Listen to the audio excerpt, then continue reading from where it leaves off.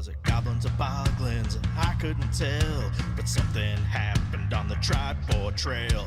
Giants and dragons are corrupting us all. If we don't get help, we will all go to hell. Did you hear the news out of Waybaco Cave? A beholder tried to make us their slaves. My players trying to control our brains. I just woke up and the village was razed. We need the stronghold to protect us for the night. We need the stronghold to help us with this fight. We need the stronghold. We need the stronghold to go searching through the game. We need the stronghold. We need the stronghold. It's been a week since we saw Dave. A mighty group of adventurers. They're savage as hell, but they may be mad enough to get us through this spell. When they are together, they are the stronghold. We are the stronghold. We're here to show you the way. We are the stronghold. We might just have to save the day. We're just a group of heroes, yeah. We're big and we're small. We may not be the best in town, but we answered the call. When we are together, we are the stronghold. Yep. And we're live. Art good. I almost said, but I'm gonna say it anyways. I need AI to help me. Yeah. Help me, AI. You're my only hope. All right. Welcome back, everybody. Let's see. We got some cool maps on there. The sun came out just on time to shine down on one stone there. It is September, and we're continuing our 988 Lifeline the 988 Lifeline charity that we are always doing. As you can see, there's a little, I think if you're on a PC, you can see the banner, but either way, you can click a little charity button and donate to suicide awareness through the 988 charity. 988 Lifeline charity, which they have specialized counselors in the other end of either texting or calling 988, and they'll be there for you to help you kind of turn the page or potentially get you some good resources to help you get through some tough times, which is really awesome. We got 1430 raised. We're going to 1500. We hit 1500, and I'll kick out some merch. Probably a t-shirt, Stronghold shirt to someone out there. I'll have to ship it to me and then ship it to you guys so I can write a nice note or something like that, stick a mini in it or something cool like that. But let's see who we got here. We got Pete playing Puent. We got Poison Darkblade from Instagram playing Gwyn, and we have Mirren on comms right now. He's on an H250 on a small island south of, I don't know. Anyways, he's driving. He's surviving on I-5 right now. You know what I mean? He's in a Fighting for my life. Fighting for my life. Yeah. Watch for the Oregon plates. They like to go slow in the left lane. Yeah. So, thanks everybody for showing up. Blandina's in the background, or Skylar's in the background, who plays Blandina and Bork on the other episode. And that was his voice in that Stronghold song that you can find on Spotify. So we've got, let's see, what do we got upcoming? We've got this Thursday, DM Jeremy. Oh, I think you might have to, someone's on there. Someone's hot micing. But let's see, Thursday we'll have DM Jeremy running his Greyhawk campaign. And then on that next Sunday, Pete's back to abuse us in Waterdeep. And then we'll go back to the Wednesday trip. So what do you guys think? You guys ready? We're gonna roll for this. Wait, Mirren, are you driving right now? You can't roll for this. Can you be recused? I'll roll for you. You want to do the recuse? Yeah, roll for me because it'd be. All right, I got stationary. Oh, you guess who's? You rolled a 1. Yeah. Good thing you're going high. That's cool. Yeah, we're going high.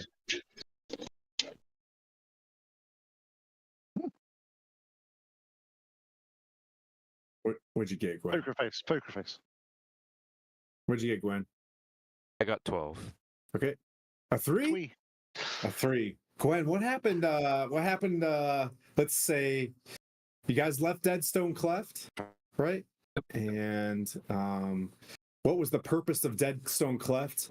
And why are we at 1 stone?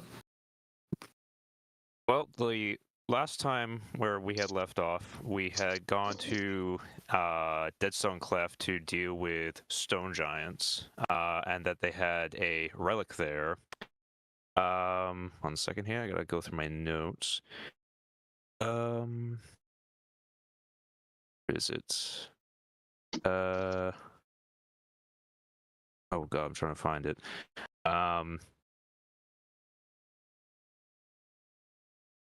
I mean, I can just go through it. Yeah, so last time we woke up with our gnome friend after resting from our battle with Thankalithica. He told us about the portals there and the primordial vault, and told us his name was Alistair. From there, we were told about the key from a giant statue that was in one of the rooms that we needed.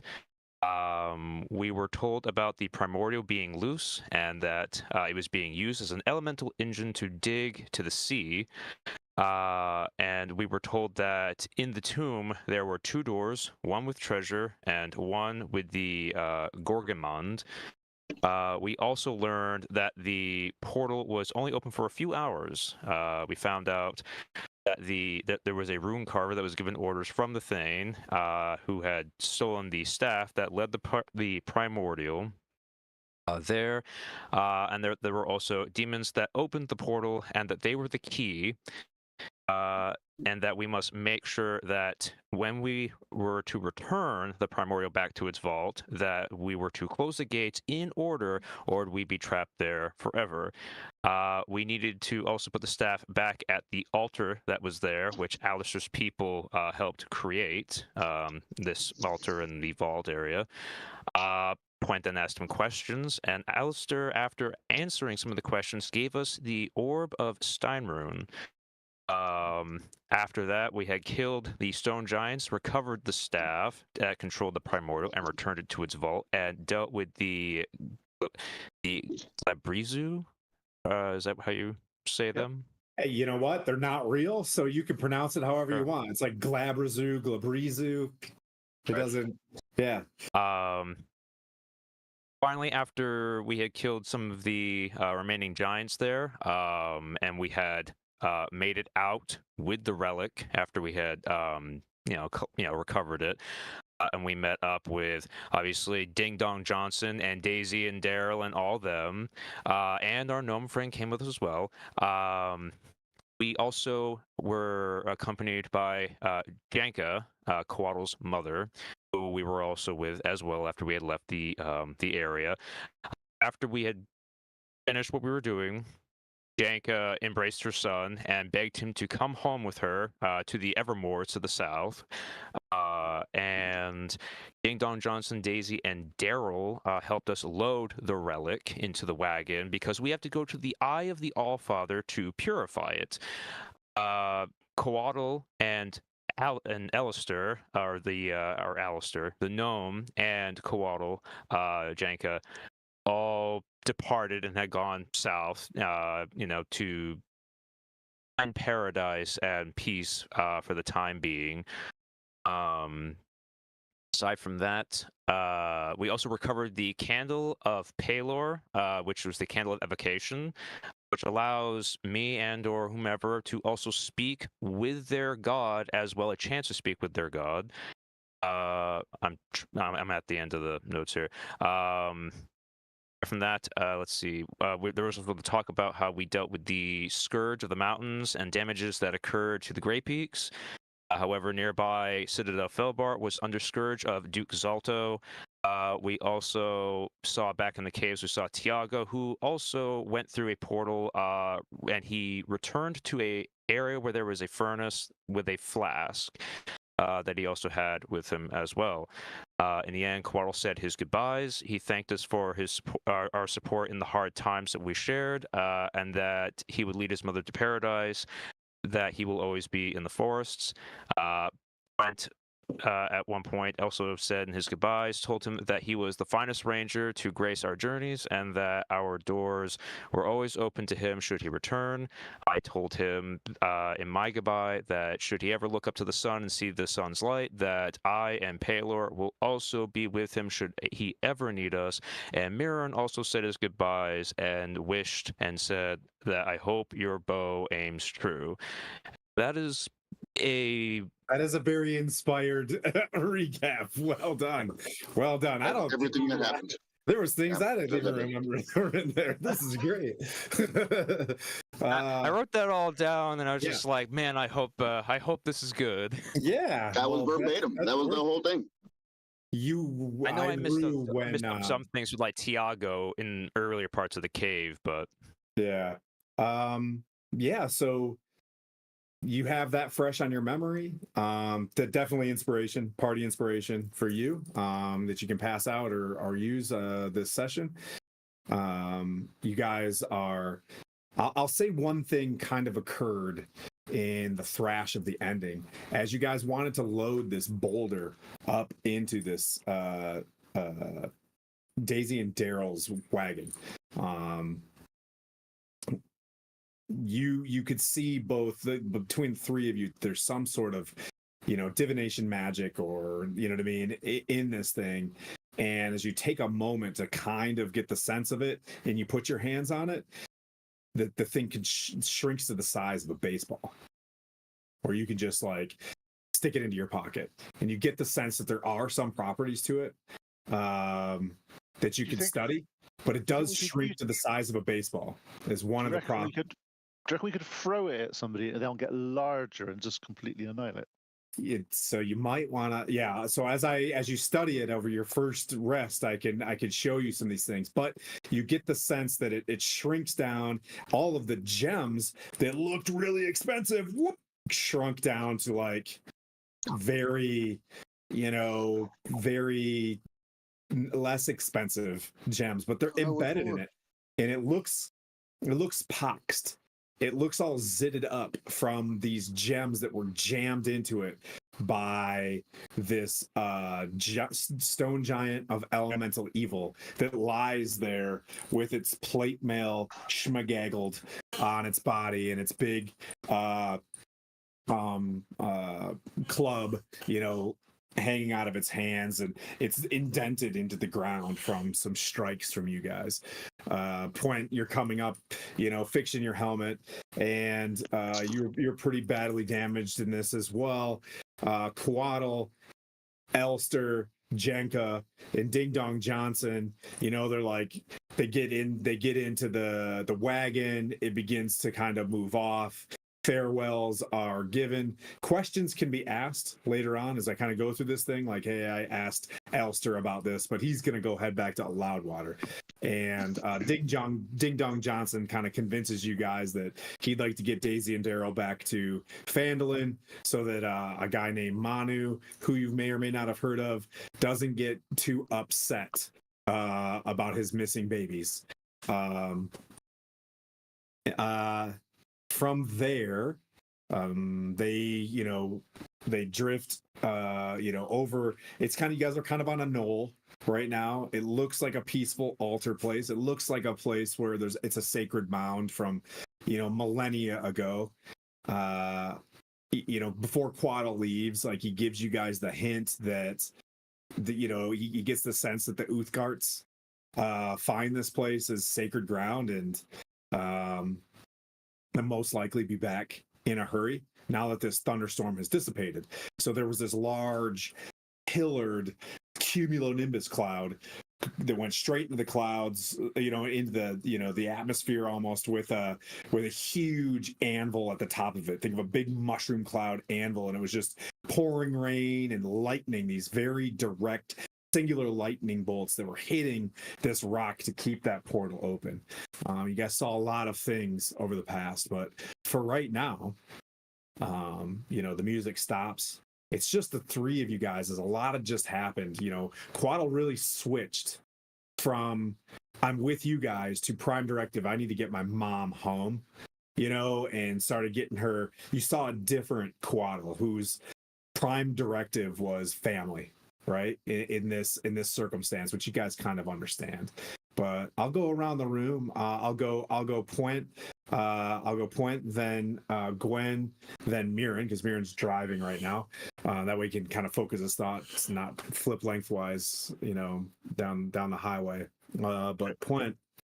I want to go up to its altar, the altar that's obviously, and sort of just kneel down by it and sort of thank Modern for protecting us and helping us through this climatic battle, and just to want to sort of give thanks to Modern that we've got this far. We've stopped this primordial from doing this, because it would have been a really, really bad day in Throne if this had happened. And sort of reflect on what's currently happened and try to figure out. He's like, don't even know where the Isle of the All-Father is. I've no idea. Just don't have a clue.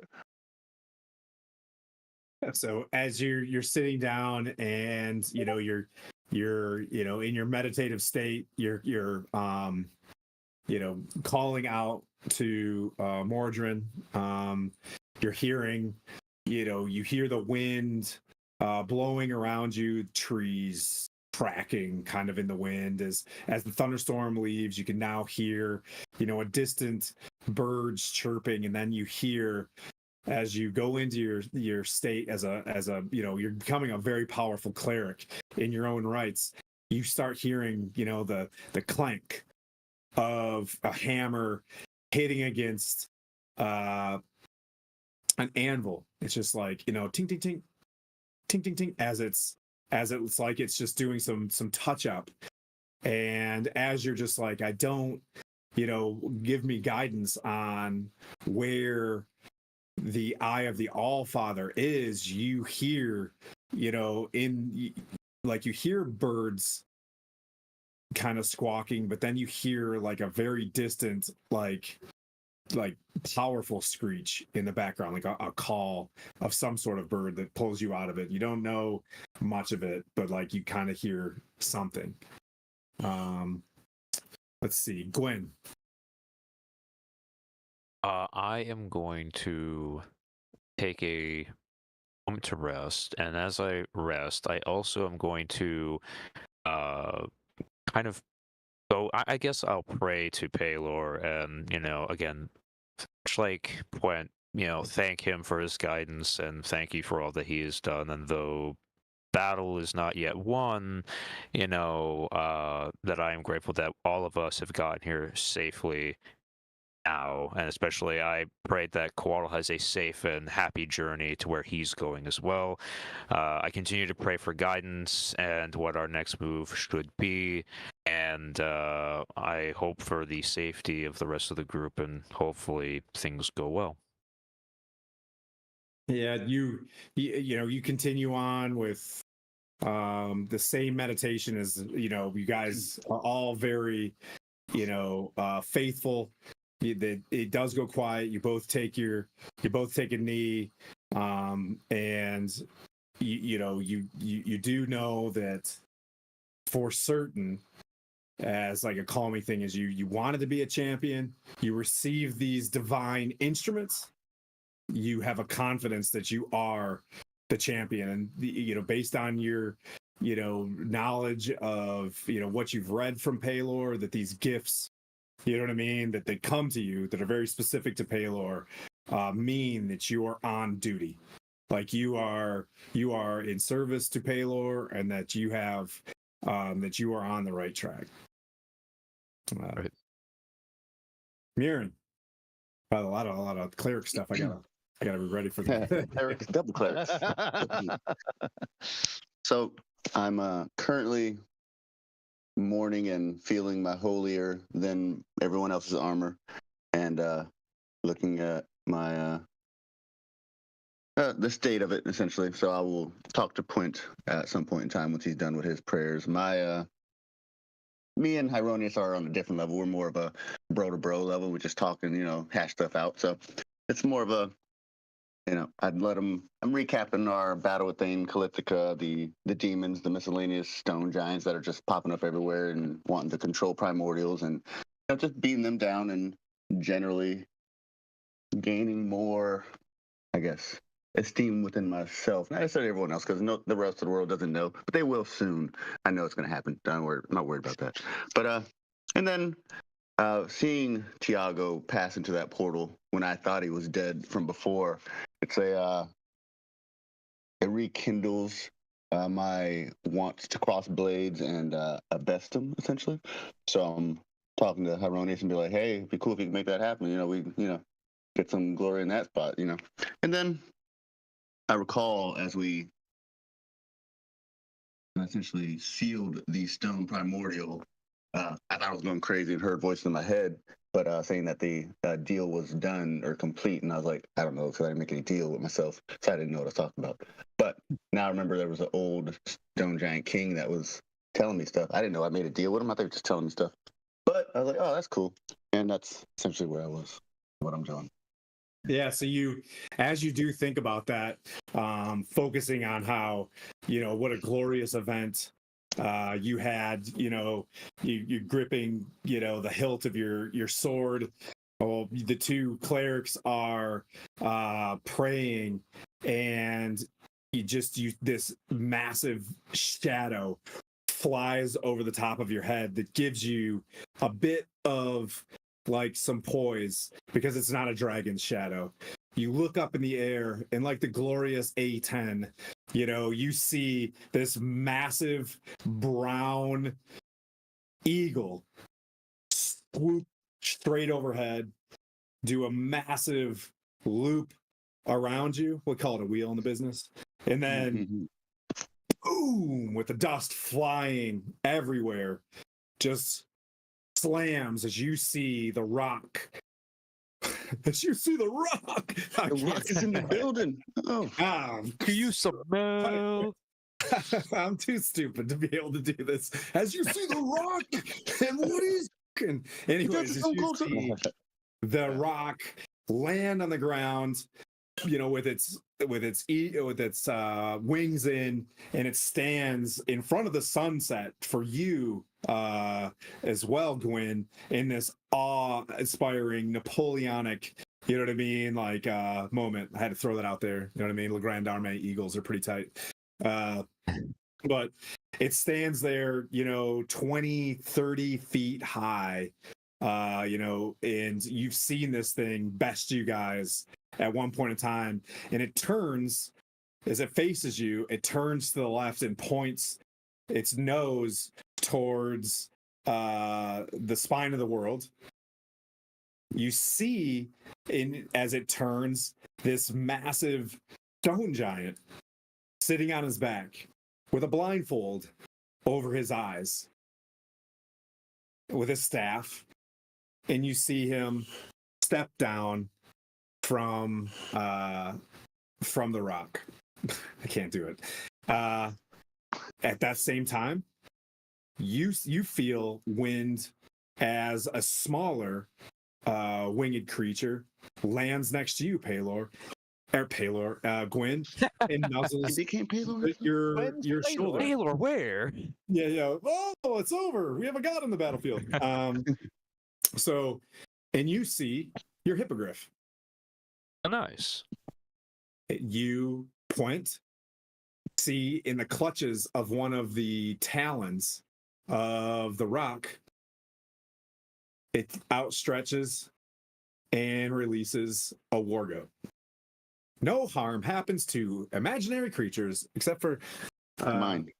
Yeah, except for yours. Yeah, I guess I was being mean that day. I was flying high. It was warranted. I'm very cautious at the moment, going. Our enemy brings gifts.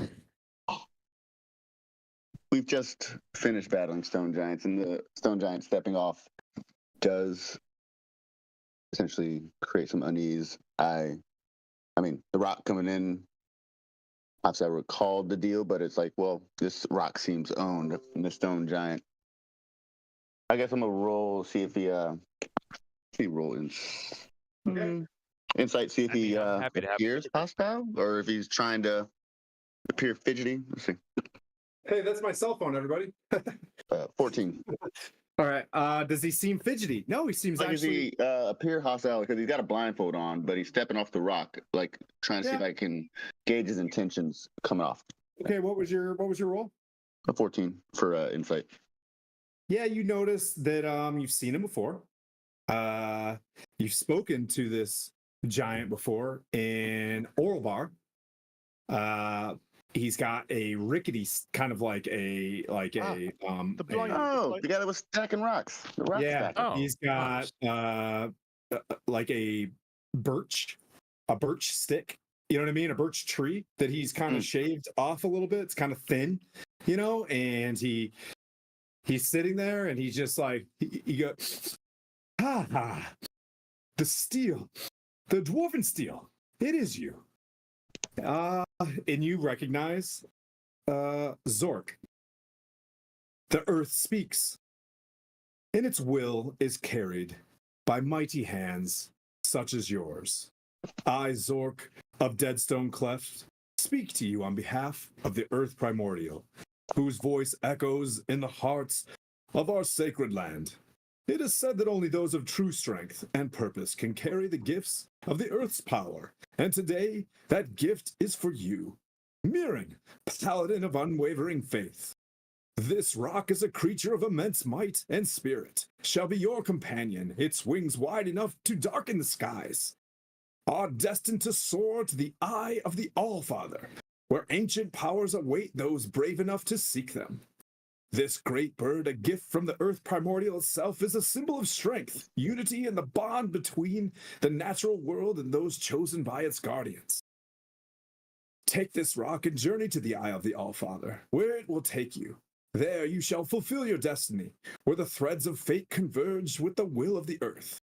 The rock will serve you, and he knows what's cooking. Mirren and your companions, as it carries you, I can't do anything serious, as it carries you to the lands beyond, where only the brave dare venture. The primordial watches and respects you, as do the giants of old Astoria. May the stones rise to meet your feet, and the winds guide your path. The rock knows the way. And he kind of steps back a little bit, and he waves and looks around and tries to, you know what I mean, like pat you, and then turns and he's like, oh, you hear him like turn into an NPC where he's like, oh, there's boulders to stack around here. Oh, more boulders to stack around here. And he just kind of walks around. Guess he got primordial voice for just that moment, and then No, yeah, you guys can talk to him. Yeah, he's there. He's just he stands there, but that was his, that was his uninterruptible speech. That was his cutscene speech. Well, Zork, I appreciate you delivering the rock. I don't know how you got it, and quite frankly, the primordial gave it to you, but you guys seem to be close friends, and I appreciate you delivering this to us. It'll lead us to many a great battle, I'm sure. The mountain speaks when the primordial is returned to the Earth Engine Vault. Without Thane Cathlithka there, it is now a place of reverence where those can become one with the Grey Peaks. I've returned when the mist left, fully knowing that the chaotic evil is gone. I can sense a bit of it with you now, as the boulder, which was very revered by Skodung, the stone giant, Scamordius, whatever his name is. He says that name. Sorry, my lore sucks right now, but he says the highest level of stone giant. I forget his name. Starts with an S. And that boulder that you have is one of his artifacts. It probably needs to be cleansed and returned. Well, we'll definitely make sure.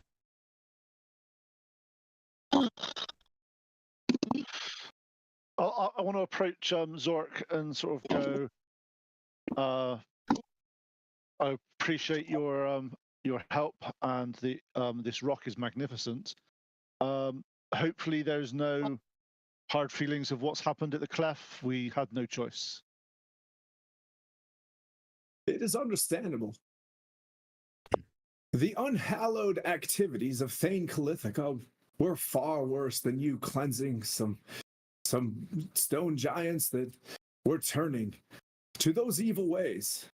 Stone giants are generally pretty maleficent, but in this case, I think all will be balanced soon.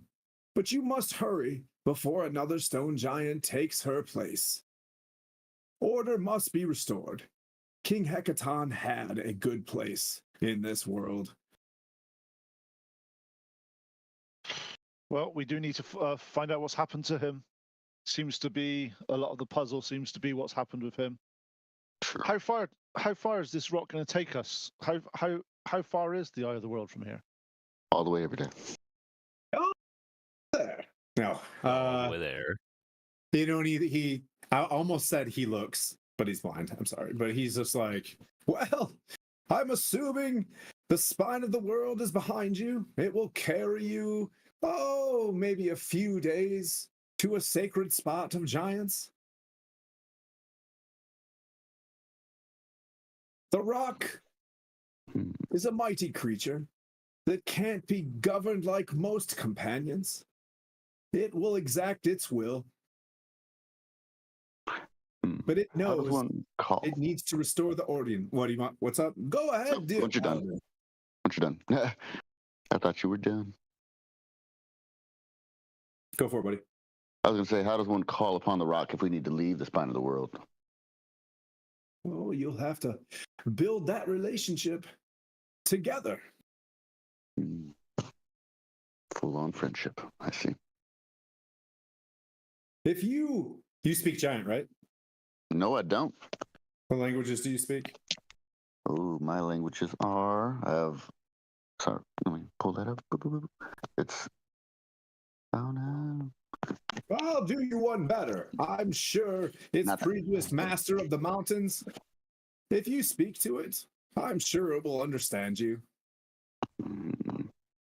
It can comprehend your language.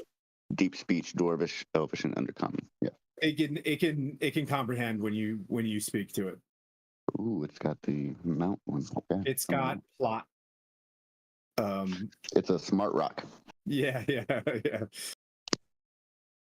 He explains to you who's got the boulder. Who grabbed it? Gwen's like, nah, I'm good. Nope. Would you like a rock? Would you like a rock? I'll have the It's like rock because it's like I have this rock. I'm thinking if I have a rock and I engrave Gwent on it, it won't. A rock won't be able to fire and hit me. Well, So that's where you- having a name of your bullet. On it, like everyone, is that classic? Speaking of bullets, there are Bulays who live underneath this hill. We don't have much time. I wouldn't stay here for more than a few hours before you go find some rest. The rock will, generally speaking, inherently fly towards the Eye of the Allfather as its prime directive from the primordial. In the meantime, you can steer it in another direction, and he shows you basically that there is like, he walks you over and he's like, this is a fine, he shows you the tack and bardings of this thing, and it's like mithril with mithril stirrups. It's really nice. Must be huge. Yeah. And it's got, enough for several people to sit if need be. There's a large pouch on its side as well that you can, stuff, I'll say 200 pounds worth of gear in. Rocks are massive.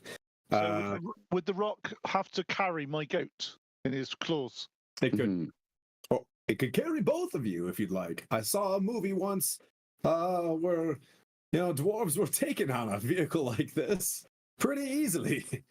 And it's oddly enough, the eagles just would show up, and if they would have just shown up at the beginning of the movie and just taken the ring to the mountain anyways, we're not going to go down that path, but there's a plot hole in it. Gwyn simply just goes. One does not simply fly to that destination. The spine of the world. Only when the volcano is completely erupting is it safe. But Yeah, one does not simply go to volcanoes. so he lets you know, Point, since you have the boulder, that a creature can use an action to cast control weather or the divine spell from the stone once every 7 days. You can also use it to shrink to a 6-inch diameter orb weighing 25 pounds, or enlarge the boulder to its normal size with an action. Anything the enlarged boulder falls on takes 55 10d10 bludgeoning damage. A creature can avoid taking this damage by tumbling out of the way with a successful DC 15 save. Once the reducing or enlarging effect is used, the property can't be used for 24 hours. So unfortunately, you can't use that one for another 24. But I'm guessing you can throw the rock and say, enlarge, and it will, you know what I mean, at that speed. That's really cool energy. So there you go. But it is corrupted right now. Now you can take this thing, right? And you can use it, you know, for wherever you want. But this is the relic that needs to be well, you guys can figure that out. Other than that, he says he bids you. What's up? Make sure I got this right a minute. I can do control weather once every 7 days, and I can get it to enlarge or reduce every 24 hours. As an action. Yep. As an action. Yep. Cool. Just making sure. Yeah. So I'm, throwing is a non-action, right? You can just toss something, right? I guess, like I throw it at the guy and yell, blah. That's the action. You know what I mean? Like that's how that makes it cool. Unfortunately, it's a 250-pound boulder sitting there. You'll probably have to wait 24 hours or stuff it in a bag of holding to be able to reduce it again. Does that make sense? Yeah. Makes sense. So that's a cool daily power you got there. You guys are sitting there and he's got this blindfold on and he kind of sits down crisscross applesauce. I won't say what else, but he sits down crisscross applesauce and he's got his birch tree, basically shaved tree across his waist, and he's just eating rocks or what the hell stone giants do. And then more cutscenes. As the storm ceases, you hear that call again, Point. That wasn't necessarily this rock, but you hear, kind of a sound of what the hippogriff was just making as another 2 hippogriffs come swooping into this area.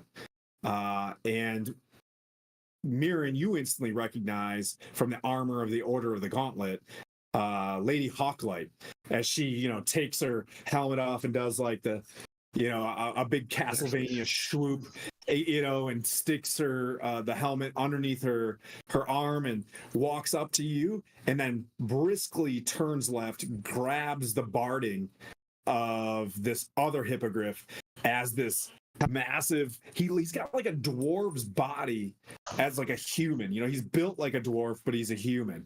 And you see this big flowing red beard. And this dude's got this mug, that he takes a haul off from, and he's like, oh, thank you.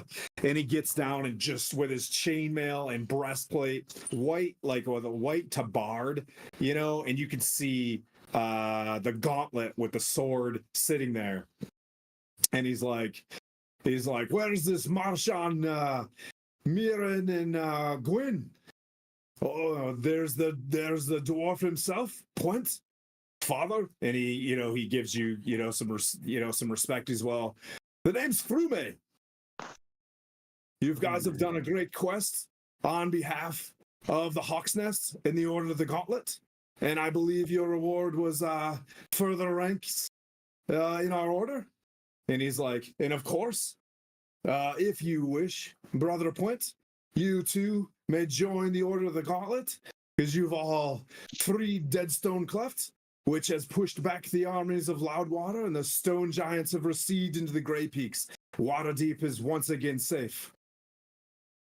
But, he he pulls out this hammer that he's gonna use, to kind of knight you as opposed to a sword. And he's like, I'm assuming you're all ready to take on further order as knights and White Hawks of the Order of the Gauntlet?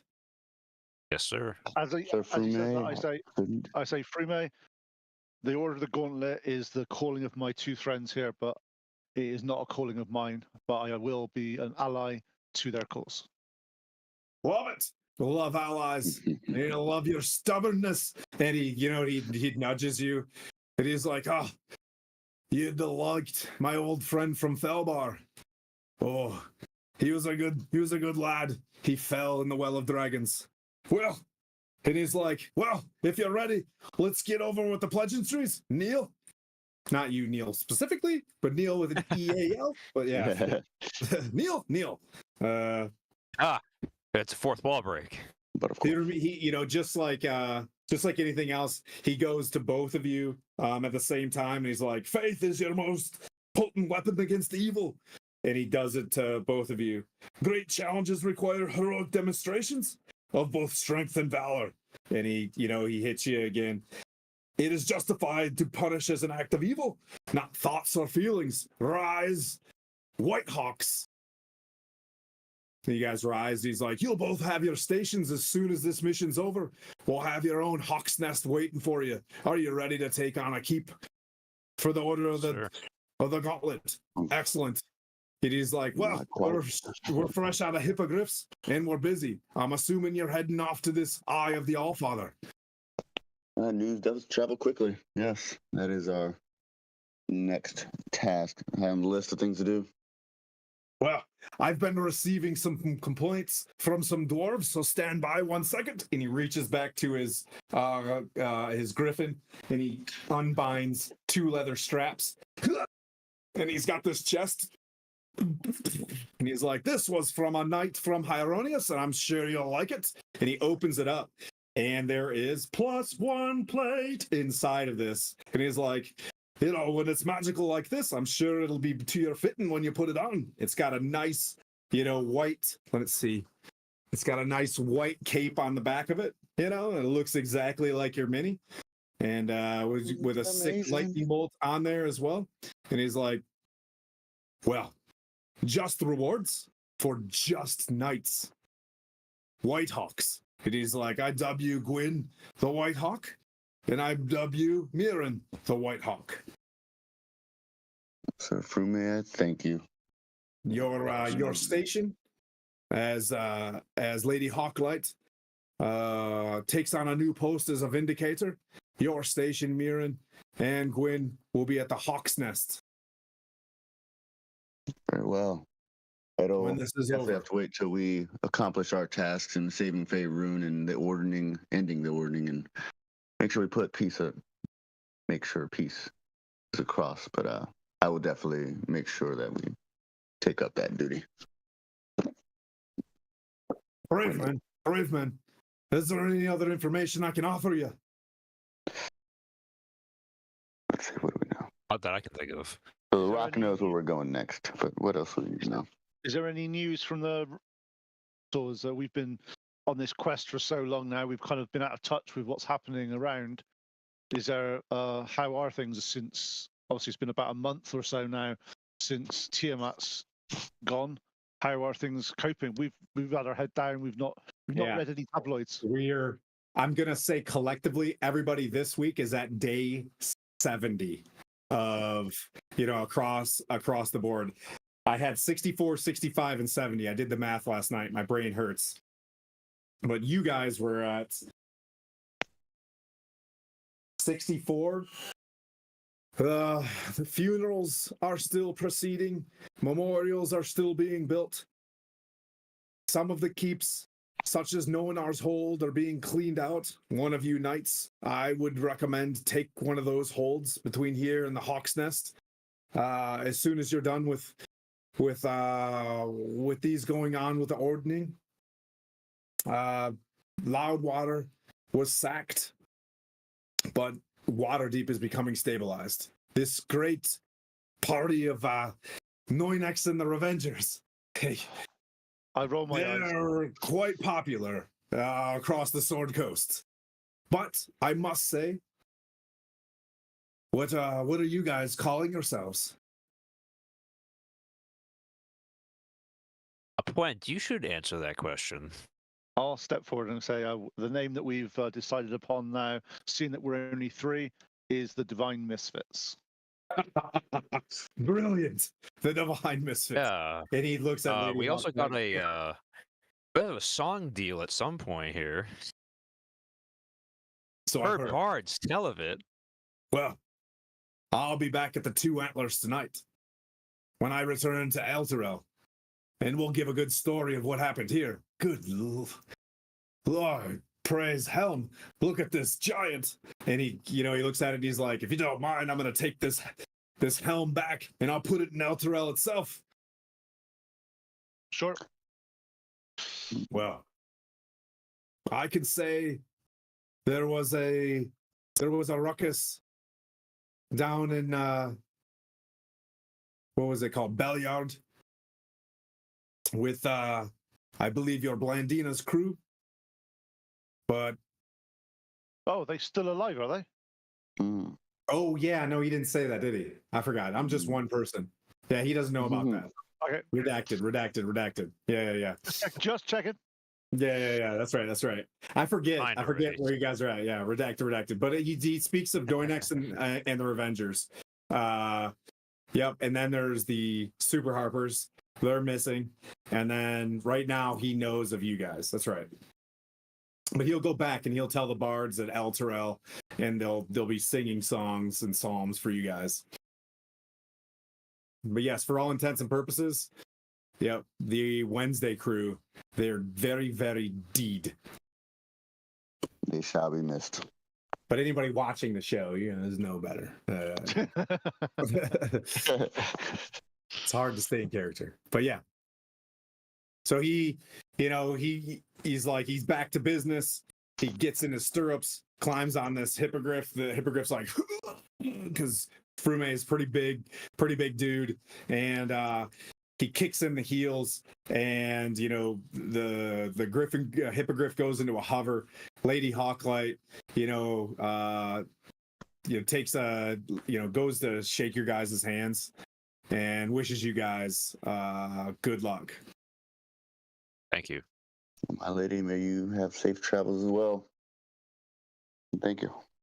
I'll return to Hawk's Nest. And she looks at you, looks at the two of you guys, and she's like, I hope to be relieved soon there. And she jumps on her griffin. You guys have anything else you want to say to them? Let's see. Are there any other troubles besides the ordning that we're checking now? Obviously, you wanted us to come here and solve the stone giant issues. What other problems does the Order of the Gauntlet need solved? Well, we're fresh out of resources, as you can tell. We've stuck to manning the large cities like Neverwinter, Elturel, the coastline, to keep trade going. Keep the trade low. Where there's trade, spirituality travels with it. That being said, some are saying that Brunor Battlehammer has returned, and with their group, and they've discovered Gauntlgrim. It's an ancient Delzoon hold for dwarves, and they've been running up against and he looks straight at Mirren. He's like, the drow. They have their troubles there, but I'm well aware. Other than that, the ocean has been very tumultuous. The seas are rough, rightfully so, with the storm giants being gone. But yes, Brother Puent. So yes, I say they finally found Gauntlgrim. Rumors. What's his name? King. Who's the king? Bruno? King Emrys. King Emrys. Different king. King Emrys and the like all marched south from Mirabar, and well, we haven't heard of him since. Bruno is he's a quiet fellow. So as he says that, I sort of go, yeah, I know. But Gauntlgrim has its troubles there. Well, that I changes. can confirm from resources that Gauntlgrim exists, Brother Point. But please, I know you want to go to the ancient forges, but please realize those forges will be shut if these giants aren't quelled. The fire giants and the cloud giants are still in their prime. And as I say to you, I say, obviously when we were at Felbar, Duke Zolto and the Drow sorceress was there. Has there any been news from any of the fire giants or any Duke Zolto or anything like that? What sort of trouble are they causing around this area? Well, Felbar keeps being attacked. The caves are collapsed there. They have all rejoined. Morin, was it King Morin? Yeah, Morin and Tessil have collapsed back to Mithril Hall. It's only a matter of time before Hawk's Nest falls itself. We can't allow that to happen. Speed is what's important. You push them back once, they will regroup. Yes. The Harpers seem to think that they're trying to build some divine construct, something ancient, that they're being quiet, where mostly they like to run around as a very martial group, the fire giants. But them laying in wait can only make us think that that is where this ancient Vonendod is being built. Do I? Well, we found some rods of the Vonindod in our travels. We have had a run-in with the Drow. No, with the I don't know much about it. And you hear Zork, oh, the Vonendod is ancient. It was powerful enough to push back ancient dragons.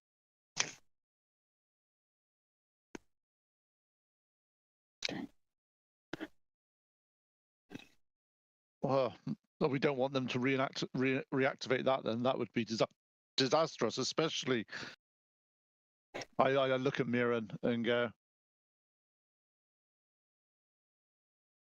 surely this can't all flow together. This is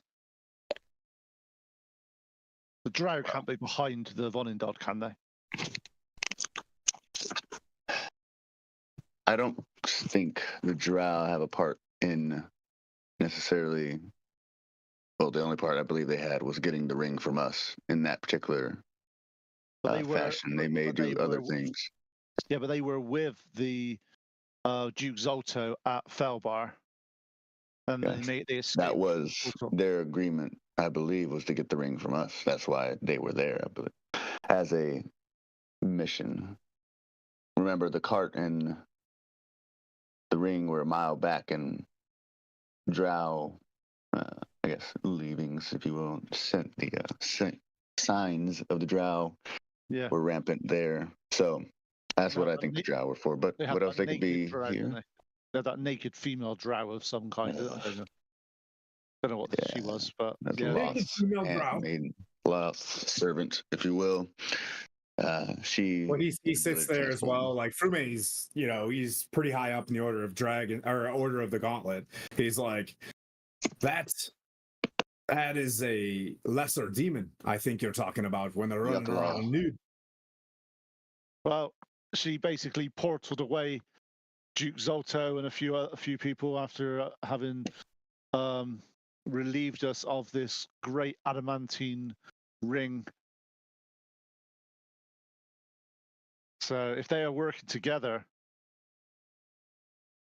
and you were, there's no way that there's a lot going on in the world, and nothing. It could all be coincidence, but well, no offense, Mirren. Your race are definitely known for their treachery and intrigue, and very much their intellect.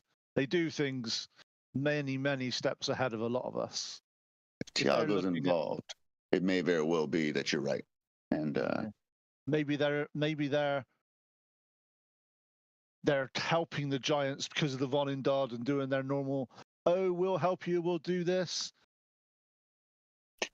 They may, yeah, that makes sense. Helping in that regard may give them the fire giants power to help them fight, maybe fight the dwarves back from Gauntlgrim and take that over if that's what's happening at the moment. So I can see a equally beneficial agreement for them. We need to and Do least. a history check point. Okay. Hang on. I'm really good at history. Actually, I'm not that bad. +4. Oh. Mirren can do one too because you lived under the ground for a while. Sure did for a whole bunch of times. Where are you from, Gwen? Waterdeep, I believe I remember. Probably wouldn't know, but okay. History, Yeah. skills. All right, history is a. Oh no, my dice betrayed me, and I got a 6. Okay. What'd you get, Quint? 22. Okie dokie.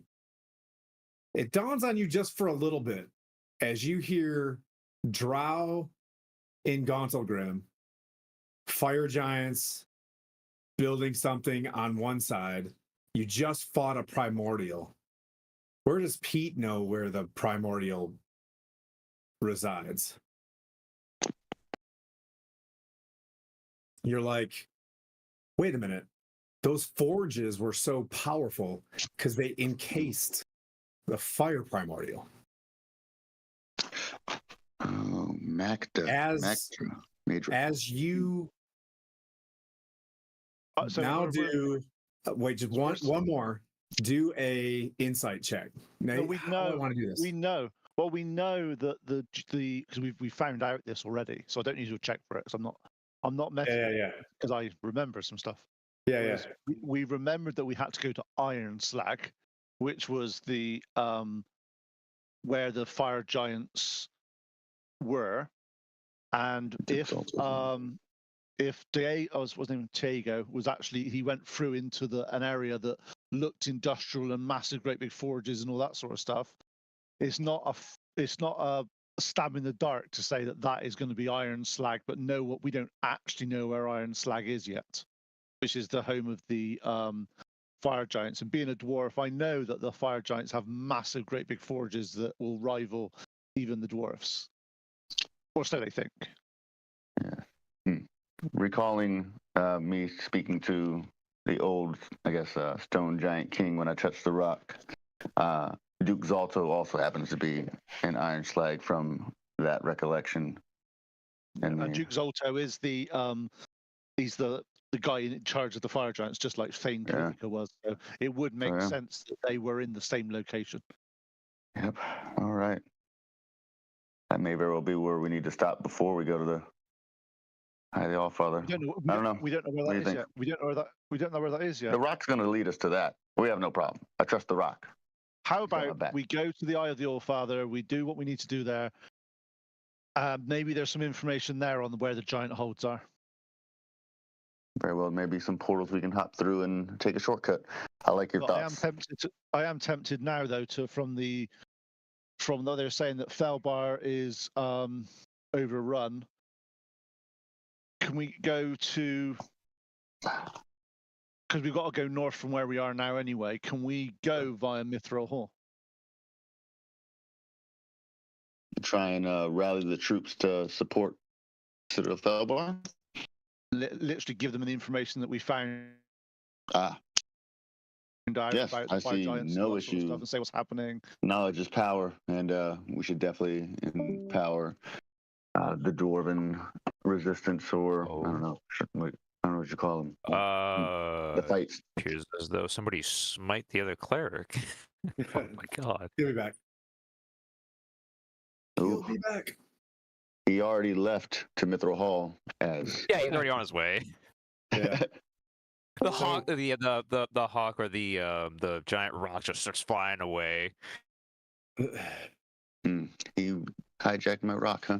That's very nice of him. You still there, Skylar? Yep, I'm here. His screen is spinning. We had a camera down, camera up situation. Come in over. Oh, good job. Hey, half of my head is there. Oh. I can't say enough how the OBS job is such a such a brutal and crucial job. Yeah. It is what it well, is. Frume's just like, he's still sitting there. He's like, I could pass the message to Mithril Hall. That would. You shouldn't be wasting your Great. time doing speeches. The Order of the Gauntlet works together. Brother Plint, thank you so much. For what you've done for us, I'll take it to my old friends. I will also give me a few minutes, and I wish to write a note as well, and you could pass that on to somebody for me as well. That would be. And he kind of looks over at me and didn't know dwarves could write. So I sit there. Are you going to be able to read it then? I write things in nice, perfect Italic, sort of calligraphy. Calligraphy, like literally, like perfect. Like, I write a load of stuff. I'll tell you what it is later, and I'll seal it, and I'll seal it with the seal of my ring that says it's like a point. Okay. And I'll say, and I'll lean forward and whisper to the guy and say, "Can you deliver this to my and I'll give the name of its. I can't remember its first name. Summit Point. It's basically my father. Your father. Okay. Yeah. Yeah. Who is in Mithril Hall, but not Thibbledorf Point. No, Thibbledorf is my great granddad. Yeah. Okay. Yep. No problem. So he grabs it. He's like, "It'd be my honor." And he gives you this kind of thing where, like, he's got to go and check in on all these other small companies of, Order the Gauntlets, and basically briefs you guys. He'll flat out tell you guys, just this is something I would like. He would be like, "Hey, Mirren, as soon as you're done, the Hawk's Nest is yours, and Gwen, Noanar's Hold will be yours. You know what I mean, to protect and respond to the grandfather tree." We want to stay on the outskirts of, the grandfather tree, but go purify it, purify the whites there, and the super wraithist. Anyways, go down to Noanar's Hold. And be a response cell, basically, and he'll provide you, a company of, footmen. Same with you. And he also tasks you, Mirren, when you're done with all this, if you could bring the griffins back, the hippogriffs, you know what I mean, like increase that cavalry. But anyways, There's do you want him to depart? He kind of sits there, and is there anything else? I'm waiting for Mirren to admit that Yes, my hippogriff fell in battle, as I did as well that same day. He was not able to be brought back. So we're down one faithful flying companion. However, if I keep this rock and bring it over, then we'll have added firepower and essentially. We'll see if we can make that happen. That'd be a great addition to the Order of the Gauntlet. The Order of the Gauntlet is honored to have all of you. It is your time. You are the heroes of the age. Good luck. Oh, and he's like, you would do. You will all become vindicators of the land if you put down Duke Zalto. And he climbs up and he's like, and you won't have to worry. God, from the currently offline. Skylar. Yeah, I just come had in, an Skylar. Can you hear me? Can you hear me? I just had an internet blip, it looks like. Yep. Can you hear me? Yeah, I got you. Yes. I think we're on, but we're not on. Yeah, you're on. I'm watching the stream as well, and all of a sudden it shut down. It's frozen. Okay. You might have to hit refresh. Yeah, probably. I hear him fiercely typing. Oh, are we frozen? Oh no, I see me move. It's weird. I see me moving in Twitch. If there's anybody in Twitch land, if you see us, we're back. Yeah, you're good. Not sure. So Where was I? I Oh, he see the whole describes you section guys all over again. the big story of the Krigvind of the Jarl Stormwald, and then the party came back and took their giant masks and made like some goofy face on the sails. Anyways, we're having a big party on the ship tonight, so Oh, those jokers. those jokers. Anyways, off to Mithril Hall, and he jumps on his on the hippogriff, and they depart. It becomes quiet. The rock is kind of dancing from one talon to the other. Zork will be like, it'll probably fly you near the Lurkwood tonight, and you can rest there. Sounds like a plan. Let's Well, speaking to Zork, the Lurkwood, is that known to be a area of It relative just sounds safety? bad. It's actually kind of Sounds chill. horrible. Oh wait, why am I firm again? No, it just sounds bad. It's actually kind of chill up there. Except for the frost giants and the gnolls that are living around there. I wouldn't land. I wouldn't. Yeah, there's an organization called the Chill there. The Uthgard barbarians are running around. Just go to the Eye of the Allfather and get out of there. God, it's going to be cold up there, isn't it? Can we stop somewhere to pick up some jackets first? Because we've not been up in the snow before, have we? Yeah. Do need stuff. I can anyway, brother. I can retroactive this. I can also say that he does bring you three winter coats, Frume. Okay, cool. Yeah. Just want to make sure that we don't freeze to death on this rock. Yeah, he Flying hands above. you like three, quarterback jackets, that you see, in the old timey Philadelphia Eagles times. They got like these grease up the poles, but you got some big jackets. Cool. Got a big puffy jacket. All right, sounds good. Yeah. I thank him for that. I'll definitely help on the journey for a little bit. The Underdark is cold, but it isn't that cold. I give points. Have you seen snow holy before, plate. Miran? Say one more time. Have you seen snow before, Miran? I can't say that I have.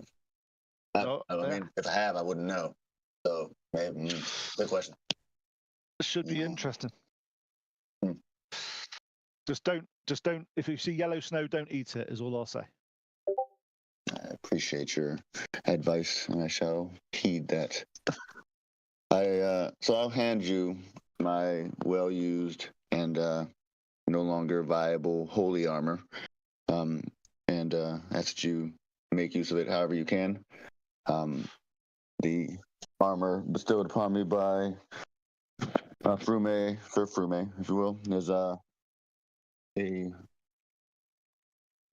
tier above, and shall be quite nice indeed. So that's what I shall ready. My night will be essentially fitting the plate armor, make sure all the pauldrons and bits and I bobbles added are it to your inventory. correct. I opened it up, was like, hey, it's there. And then my old one's already gone. So I was like, huh. And then in the same time frame, I'm debating what to attach the Stein rune to, whether my boots or shield, and seeing how am I going to use that to its best. What does it? What Well, does it remember, shields, like my shield got destroyed back when we were in the cave, so I wouldn't have it anywhere out like on your shield where it could, the shield could be destroyed. Well, it will become a rare. I don't know. It probably wouldn't become magic. Let me read this. True. So, attaching the Stein rune to, say, a shield is now a rare magic item that requires attunement. And while I wield it, I have resistance to all damage dealt by ranged weapon attacks. Which, and I don't know. I can't say I've been hit by too many ranged weapon attacks, but it's nice. Well, Can I I don't have- like can getting I have shot. next? Can I have that to stop the rocks hitting me? Oh. Okay. Let me read off boots first, and then we'll go from there. Boots is now an uncommon magic item if you attach it that requires attunement. But while you wear the boots, you have advantage on strength saving throws, and you can use your reaction to avoid being knocked prone. I don't like being knocked down because I try and knock people down all the time, and it would feel bad if I got knocked down instead. That's fair. That's fair. So, That's pretty helpful. but yes, You do seem to be prone to No, it's strange okay. things. I'll just hide behind you. It's my normal. I maybe need to. I need to maybe. And I will keep my hide head. behind you, Puent. I'll try and gain weight so you get at least some form of cover. Yeah, if you could, that'd be really useful. That'd be really, really I'll just useful. Need a larger shield. Can you Also- make my shield larger? I see that. I could make your shield into a tower shield. I shall see. You know, so I will take this time to, yes, I will attach the orb of the Stein rune. So it'll take 8 hours as my items are sitting next to each other, vibrating to attach we can the probably do that. rune. We can probably do that on the back of the rock on the flight up. Very true. Because Yes.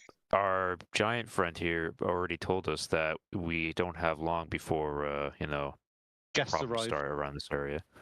True enough. Well, shall we be off then? Yep. Yeah, that's a good idea. Also, what I'm doing on the back of the rock is once we obviously get this armor and stuff. Couple of things I'm making with all of those things. I am making a little bag of,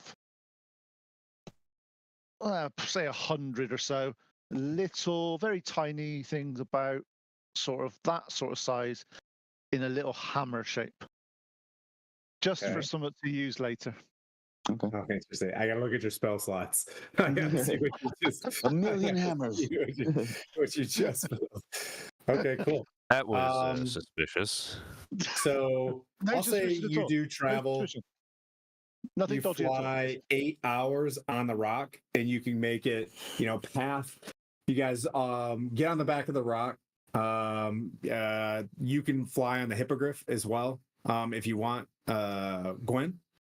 Yeah, I'll fly on my hippogriff. Yep, the hippogriff's there. The rock gently grabs the war goat. Puent and Mirren mount the back of the rock, and in one big swoop, it flies up into the air. The hippogriff is able to draft a bit. That's how it picks up its speed. It kind of stays with the rock, and honestly, it's so big it could actually sit also probably on the rock Just if it everybody needed jump on to. board. Kind of an Avengers battleship. But you fly over a very dense wood called the Moonwood for a better half of the rest of the evening, right? So it's dark anyways, and you guys can basically take your long rest on your mounts if you'd like to. Please close your windows, and the blue lights come on, and then everybody just kind of zonks out on the plane. You guys fly. You guys can take your long rest on the rock if you'd like, but regardless, it will need a long rest itself once it gets in its last day. So it flies over some crags or over some low rolling foothills. You can wake up in the middle of the night. You see the Serban River pass. Pass perpendicular to you. It's still, the spine of the world is pretty tall. So, where it's flying to not make you guys freeze to death is probably just below the peaks itself. You recognize the Fell Pass point where great orc battles kind of occurred with dwarves long ago near Mithril Hall. You see the Lurkwood off to your left, another great forest as morning arrives. Rises in the east, sets in the west. So you see the trees glowing from right to left, or from your back to your front as you're crossing the Lurkwood. As you're on a rock, so it just flies to a nice escarpment, and a very secure spot, and just perches on it's just flying, and there's just an outcropping on a very high sheer cliff. I missed where that was again. Sorry, what was it called again? Sorry. You're just in the Valley of Cauldron right now. where there's like a sheer cliff, and there's like just a little spot, and the rock just plops in there. Very like a safe location, and it burrows down, and I got you, Gwen, and begins to take its long rest. So you guys have it's kind of tough to take a long rest, in my opinion, on that thing, but you can take your long rest now. Go ahead, Gwen. I was just going to ask, I didn't want to interrupt. I was going to ask, while flying, unless we can do it where we have now just landed, my question was, is they would, I guess, be able to take a long rest? Since I'm flying on the Hippogriff, would I be able to get a long rest, or would that be a short rest? Oh, okay, all right. Yeah, I would give you I was a bit guys. confused there. I was like, okay, so they get. I'm not going to let you take long rests, I think, on this vehicle. All right, cool. I would let you take short rests, easy, but I don't think you're going to wake up fully rested on one of these things. But what I will say is, it does stop on a sheer cliff, like on the, the middle part of a sheer cliff, like halfway up. And it's kind of cool there, but you guys have nice jackets. You're able to make a fire if you want to in this area. There's already some sticks. It looks like some other creature may have lived there long ago, and you can rest there and take a long rest. The three of you guys, with the next day, most likely, based on what you've been told of where this is at, is to make it to the Eye of the Allfather. Okay, I'll send a message to the other group now saying, basically, we've dealt with the stone giants en route to Eye of Allfather. Oh, and we have a rock. And that's it, just leave it as that. No context, just straightforward, like, information. Yeah. Done. Yeah, we're going to the Eye of the Allfather, but we found this cool rock, though. I'll send a message to them. Keep up the good work, rock stars. The rock stars. Hang on, I'm setting up the next location. Because obviously they're Noynek and the Revengers. Everybody heard of them, you see. So I'm just going to call them the rock stars. Don't be a hater. I have some feeling that if they become known as the rock stars, then anything they do, well, anything we do will get attributed to them, and we're the ones with the rock. It would be not beneficial to call them rock stars.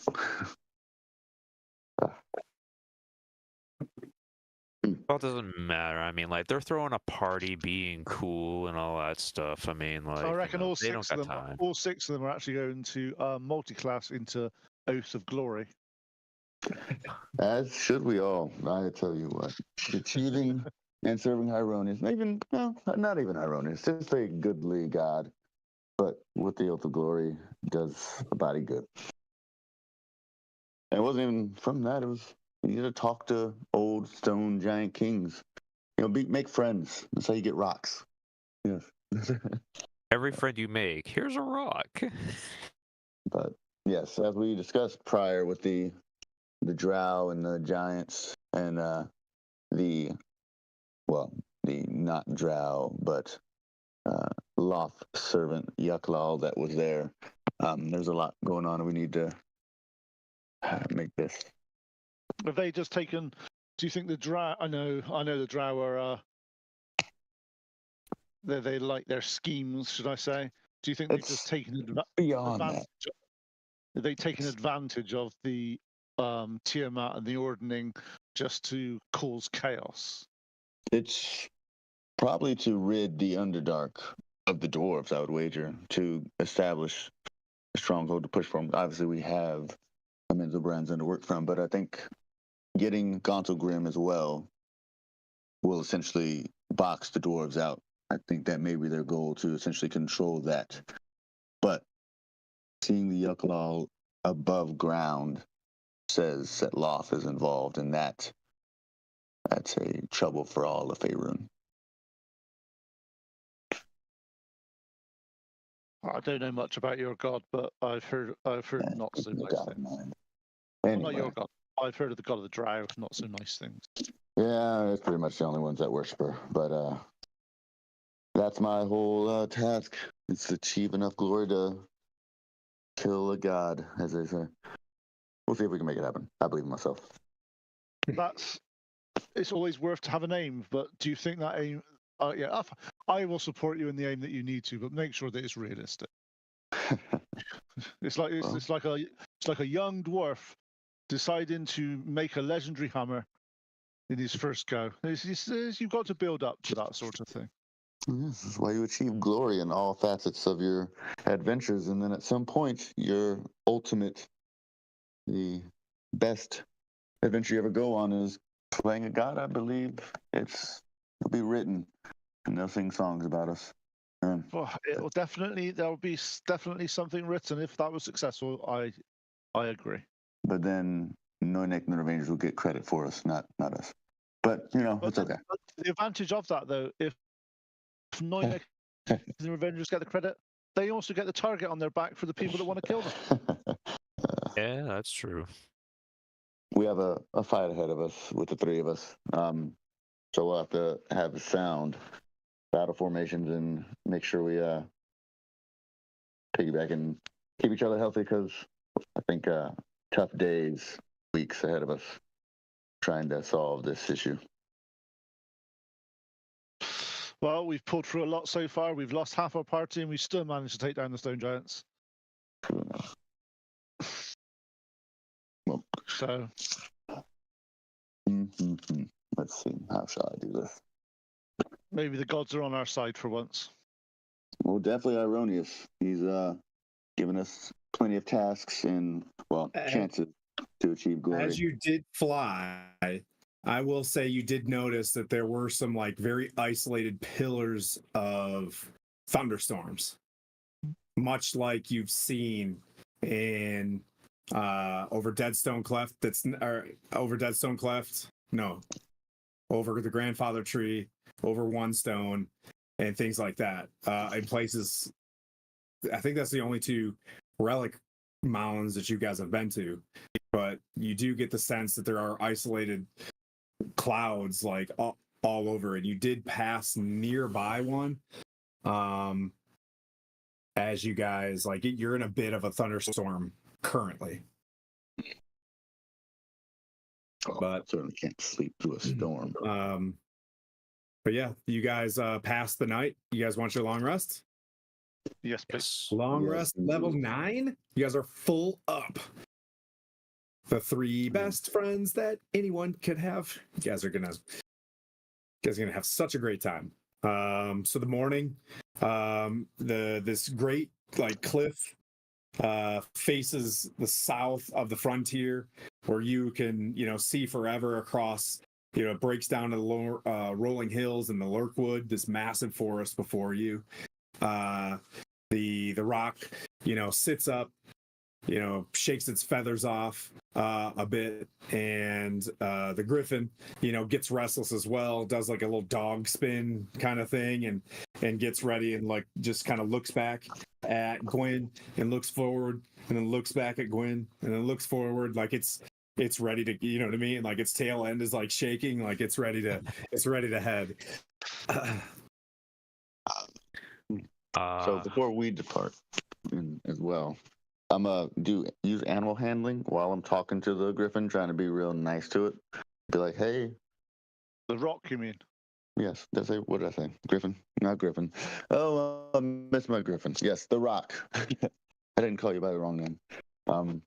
Yes, the rock, as try to build some camaraderie with it, since it carried us here and safely at that. And we'll probably have to continue to carry us in a few other areas.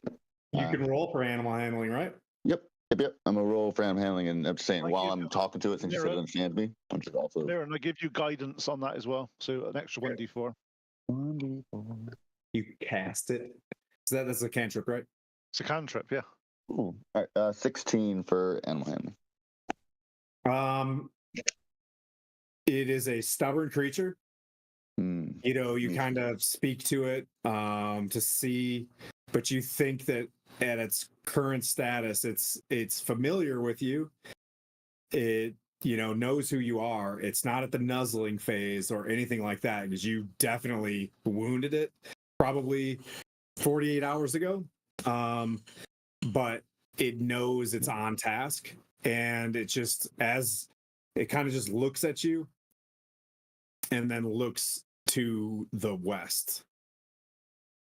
Like it's always pointing in like one direction and just looks at you, and it's just like you get the sense that, you know what I mean, like maybe it wants respect, and just it just sits there, and it's like a good feeling. Like this thing has its own not necessarily like agency, but like you know what I mean, like it wants you to earn its respect a little bit too, but it knows it's on task.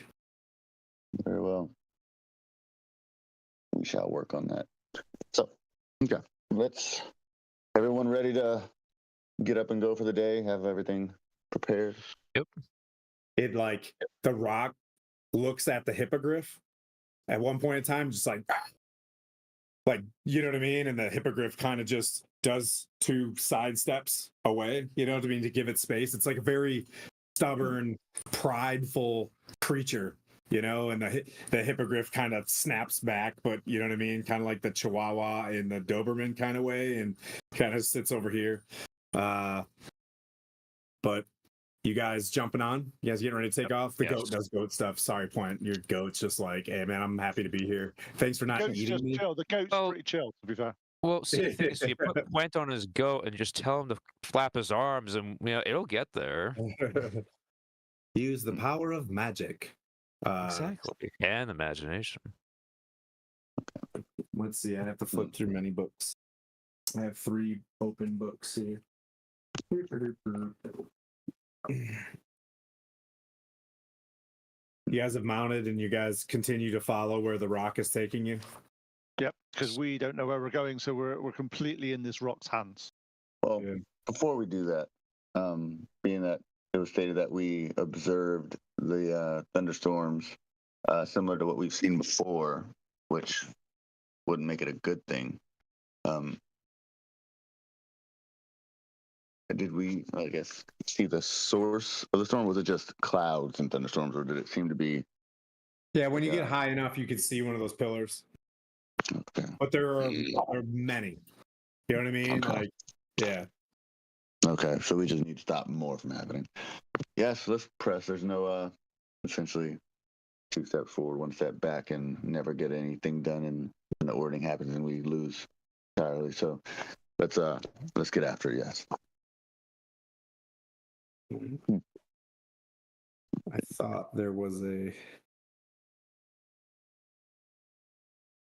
Okay. Oh, and for Point, I'm handing you the plate and then also 7 javelins that I carry for no particular reason because I have a javelin of lightning. So the normal javelins are. Oh, did you make the boots or the shield?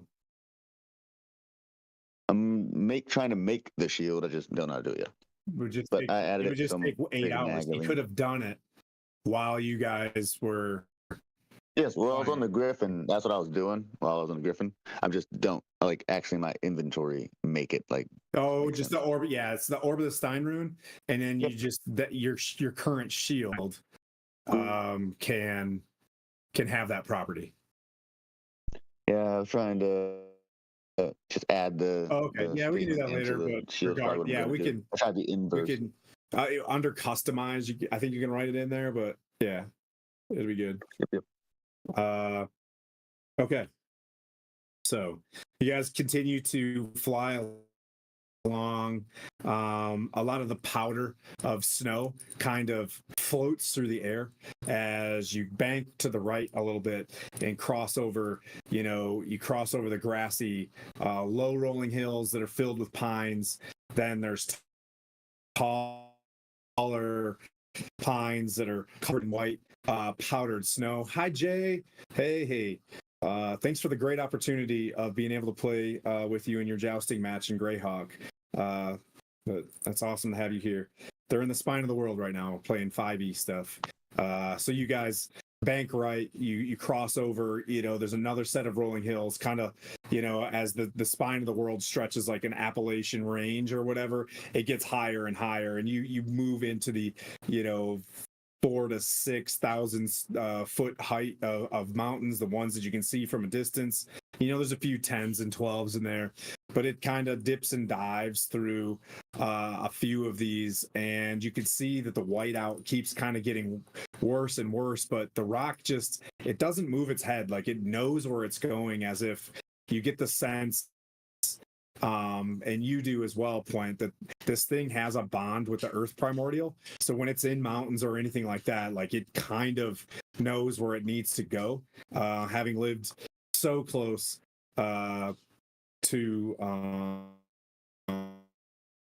where the earth primordial's primary temple was, it moves along, and there's this cool canyon that you can see that's like, it looks from, you guys are like not needing oxygen yet, so I don't want to FAA this, but you guys are about like 6,000 feet up, and you can see where there's this kind of a rift in the ground, and as it dives down, it turns into a chasm of almost like 400 or 500 feet and almost 1,000 feet down. It looks like a glacier kind of like rift in the ground, and you can see where there is a natural footbridge. It's probably like 60-70 feet wide. As you're coming out of these wispy clouds and heading straight down, you can see this large Pantheon-like dome built out of the rock. It's only half the dome, with these 6 pillars. I don't know, 6 large columns that go, you know how like circular Pantheon type Greek temple. You guys, a cool picture of it there. You see there, and on my thing. Yep. Yes. Lands you. That's how you do it. Just pick up the book. Lands you in this spot. There's powdered snow everywhere with not a track to be seen.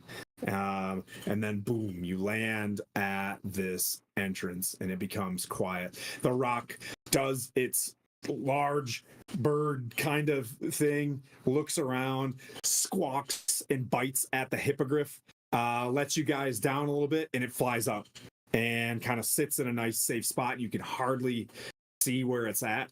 You can kind of see, a smaller rock looking creature where it finds a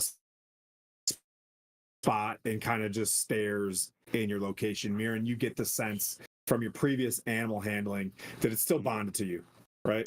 We have not been abandoned quite yet. Very well. The griffin is more like chatteled, right? So it is next to you and kind of stays on the ground. It's got like its bridle, and it's, you know what I mean? Like it's so you could either, you can do what you wish to it. Same with the goat. The goat stays there. Mirren, you're the only one that it just in fact doesn't have a mount, as the rock makes it clear that this is your spot, right? It kind of flies off. I'm going to leave my. Actually, so we're going to take our mounts in then, because might have to let my my goat be free rein goat for a little bit, so he doesn't get left outside and die. Same. At least yours can fly off out of the way. Mine just is like, meh. It's walking with us. Yeah. It was built for war. Okay. Well, I guess this is the place. So let's figure out how to do this. You have the rock, your rock, I presume. Yeah, I've got the rocky thing. Yeah, but we need to get across this bridge, ice bridge, and get to the columned area. Can we have whilst we fly in, Tim, can I do a perception check to see if I see any movement or anything like that at all? You do not. Yeah. Go ahead and make a perception check. 23, which isn't that good considering I got +9 to my perception. You did not see any movement. It looks like this place is lost kind of in time. Skylar, can you go to Tim Cam? if you're there, buddy. If not, then you guys can zoom and look at Tim Cam. Okay. And Oh, thanks, buddy. We're assuming where the tops of those pillars are. Cap.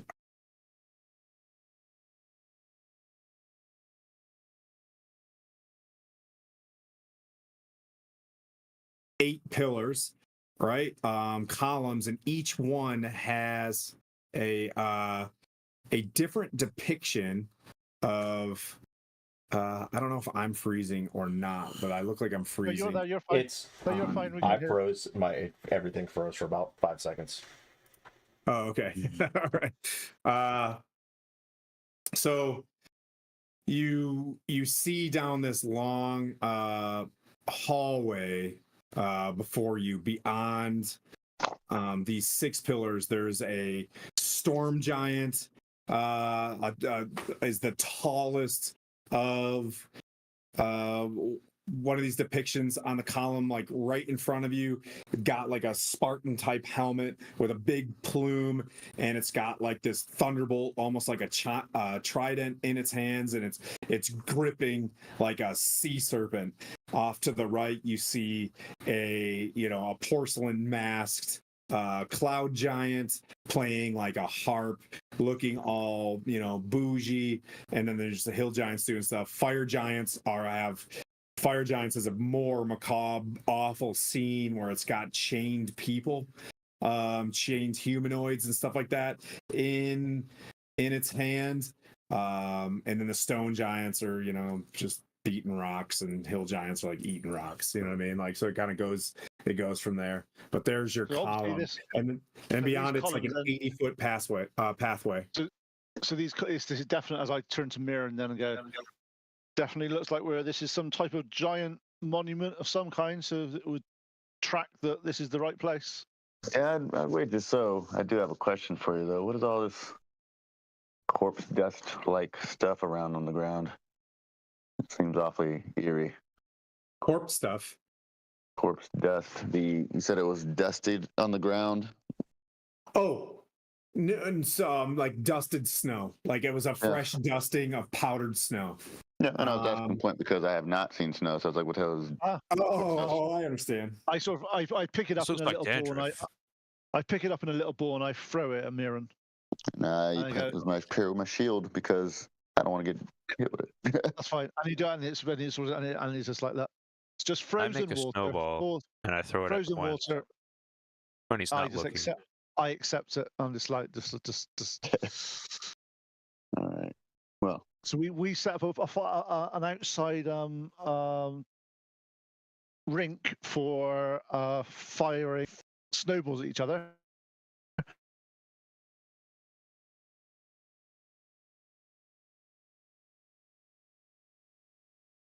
Love it.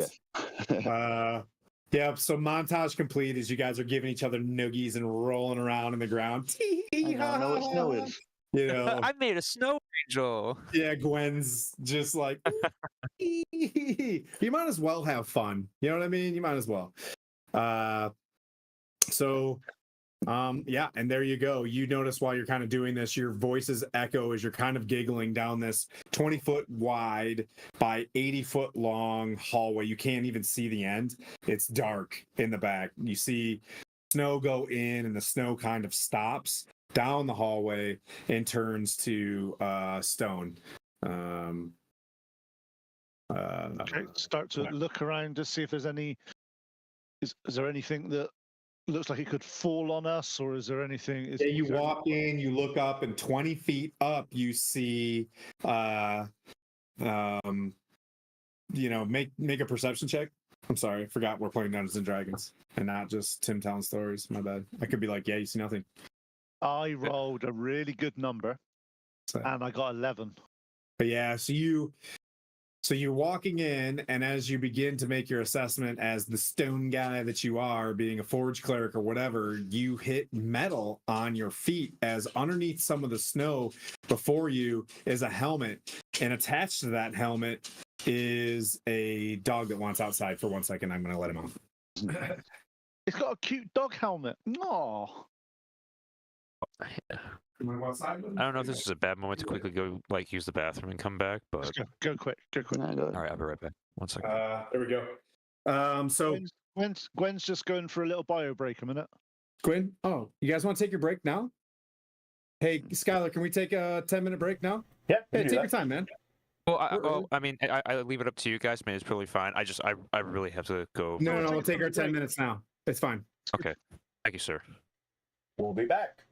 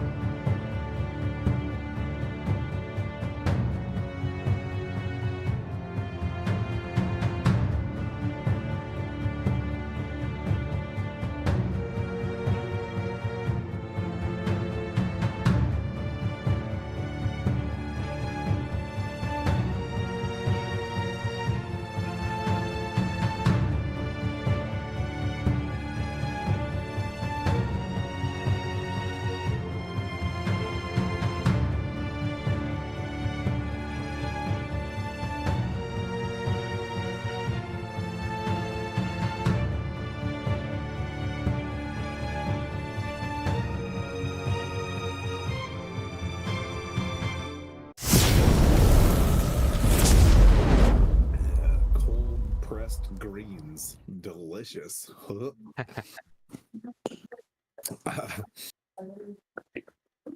All right. We're back. Are we back? Are we back? All right. So there you guys are. You walk down the hallway. You rolled a like 11, 10 or 11, which is okay.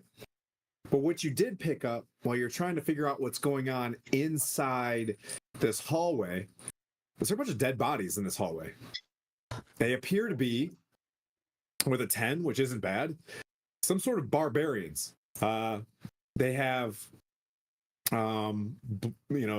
bluish, fur on them, blue painted faces, and but they look like they were scorched. But there was a battle here. There's about 8 dead barbarians here, and as you look forward, there's a door that is that's closed. A large 20-foot by 5-foot each doors are ahead of you down this hallway with a little bit of sunlight left in the day. Probably we'll say it's like 2 p.m. Eastern Faerun time. EFT. Yeah, just. Or is this Western Faerun time? Yeah, this is Western Faerun. This is Midwestern Faerun time. This Central. is Northern, Central? actually. Yeah, okay. Northern. Out here in the Faeroons. I'm really disappointed in 5.5, but they should have set the time zones. So get your shit together, Watsy. There you are. This is what you see. You see the bodies everywhere. We have any idea how long they've been here? Well, would you like to try? You can take a minute if you'd like. Can I do like investigation? Which one? Perception. Investigation. You can do a perception check. That's fine. So, like I always say in Tim's version of Dungeons and Dragons, I like Tim Han personally will use Tim Han skills to solve problems, right? And through years of experience, I like to use strength. How about then, just to be different this time, I'll actually use medicine to find out how long they've been. Okay. Could I do a perception check? Yes. I will perceive their checks. So I will do him first since he's asking, and then you go from there. How about that? So what did you roll? Point. 21 on medicine, because I'm actually really good at medicine, which I don't use often. You see, you can tell that they have been dead roughly 4 or 5 days. They have not been chewed upon. Interestingly enough, as you're kind of searching around here, you see giant footprints going in and out as well. Gwen, what do you want to do? I got a 22 on my perception check to look at the bodies along with Gwent, but also to kind of get the door as well. You're looking at the bodies specifically. Yes. The bodies mainly, though. You see a larger giant with a helm with with cool like a spike on it, and you find an amulet on him that looks to be magical. Just so you know, the other party did not do any of this shit. so sorry, Blandina. You should have searched the bodies. Yeah.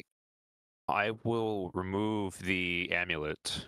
And you see 7 gems as well. 7 gems. All 100 gold pieces each. Okay.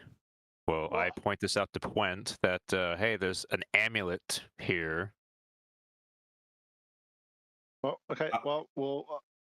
I'll say, so you search the bodies, you kind of check them out. You got the idea that there was like a shaman, and then you get the idea that there was some sort of leader. That's the dude that had the amulet.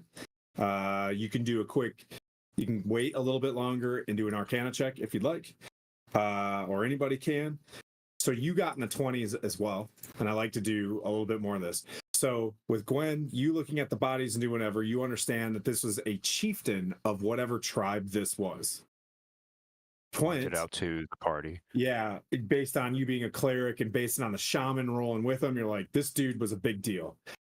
Point, from your high 20 roll of these things, you get the sense that they were killed by magic. Particularly, a lot of these dudes have cards embedded inside them, like Gambit, like riddled with cards. You see some of them with lightning scarring. Stay with me, Blandina.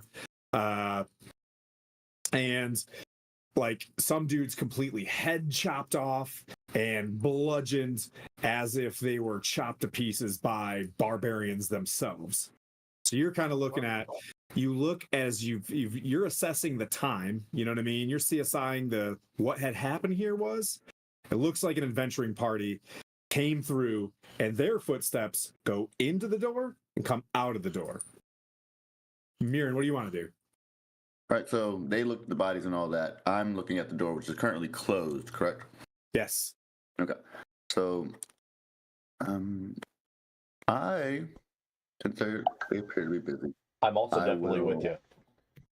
let's see. I'm going I to didn't know you were back. see, based that they died in this room, so I'm going to see if the door had anything to do with it. So I'm going to take a real good perception check of that door, because that seems fishy that they never made it out of this room if it's the first room in here. It's not a room. This is the hallway. They didn't even go into the room. Yeah, well then it's even more suspicious because so I'm gonna check on that and perception roll. Nope, I got an 11. Yeah. Why did they? You see, you notice that the door seems had opened at one point. There is rock and debris pushed out of the way and then closed again. Okay. It doesn't, yeah. With an 11, you're like, I don't know. The door works and then they died. Okay. Yep. Got it. Very well. Back to you, Brother Point. Okay. Because when first you describing this, it sounded like they'd been burnt alive or something. Well, I obviously must have added something to do in my head. So if they had been attacked by an adventuring party, I was a bit concerned that there was going to be a fire trap of some kind around here that opened the door and like kabooey and stuff like that. That's where Prince's head was going. Yeah. You want to search the door? Yes, and looking for anything that's like sort of a hole or something like that would be like a fireball like type thing would come out of. Yep. Perception of 24.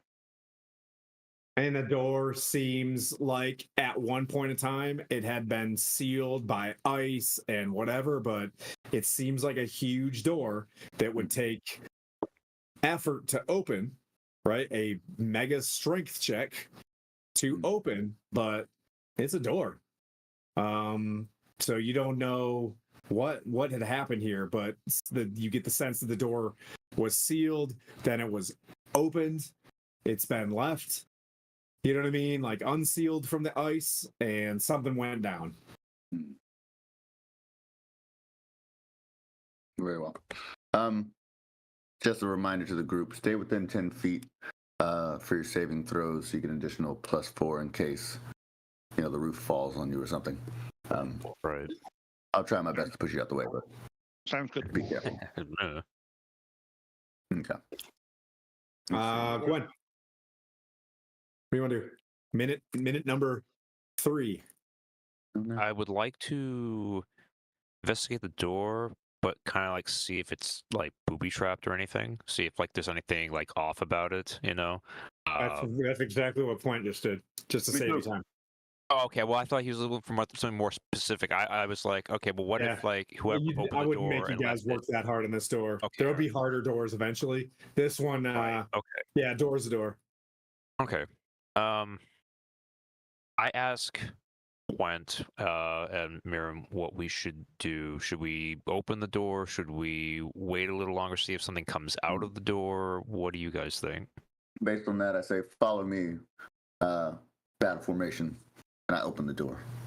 Because Okay. I already checked the door, and I was pretty confident in my check with that 11, because I was pretty strong 11. I was like, I got this. And Right, well, I ready my mace and my shield, and I stand next to Mirren. I'd say you might want to be back 5 feet. I'll hold up my shield and make everything good, but I'm pretty. All right. Hopefully, this new armor works out well, but I don't want you to have to take a brunt of the blow if something else decides to hit you. I'll be 5 feet behind Mirren then. All right, make a strength check to open giant-sized doors. Right. All right. Doors with the hands up. Hours. Can I Okay, give Mirren so a hand? Can I give Mirren a hand? I got 18. I will also give Mirren guidance. Okay, guidance, +4 on that one, so. and then with advantage because points helping. Okay, so then I'll re-roll the second die, because that was already pretty good. Okay, well, it's still that, so it's just 19. With all that, Well, because the second die, I already had an 18 on the first die. Oh, I didn't add +8 to it. So, sorry, it's a 26, 29. oh yeah, there you go. 27. Yeah. Let's say. Oh, Yeah. so you're like, and then you see the sign. It's like that sign where you're pushing and it says pull. Sorry. Do you know what I mean? God. Like, oh, and you. Oh. Yeah. I had my gloves on left, wrong hands is what was happening. Or it was a pull. You were pulling, and all you had to do was push. Anyway, so you open. The doors open. Thick frost clings to every surface of this 100-foot high vaulted. We'll go to Tim Cam. Good sweet sir Blandinas. It is not active. It's active now. Sorry. Ta-da! There we go. Uh-oh. And it went rogue on me too, didn't it? I was supposed to have you zoomed in. Scooch. There we go. There, no cheating. Oh, there wasn't too many spoilers there, was there? All right. Thick frost clings to every surface of this 100-foot high vaulted chamber. 7 enormous statues dominate the room. The largest of them is an 80-foot tall robed giant, his arms outstretched and his face hidden beneath a stony cowl, facing a glowing archway in the east wall. Kneeling in rows to each side of the statue are 6 statues half its size, each impressive in its own right and depicting a paragon of a type of hill giant. A type of giant. Just like hill, stone, frost, fire, cloud, and storm. These smaller statues face the bigger one in the room's center. In their outstretched arms, 6 of the giants hold weapons. The archway is 40 foot wide and 40 feet tall, and 6 different runes are carved into it, each one inlaid with what you can tell straight away, point glowing mithril that shines when the mist is shining from the mist that fills the arch. Niches in the wall on either side of it contain empty, ice-covered sconces made of iron.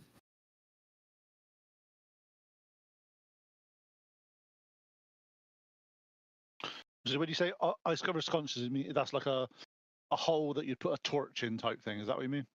Yeah. Okay.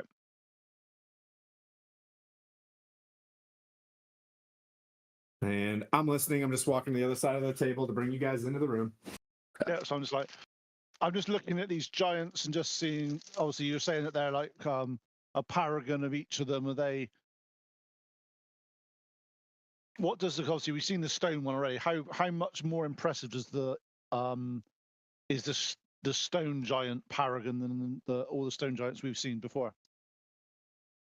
How impressive is the stone giant?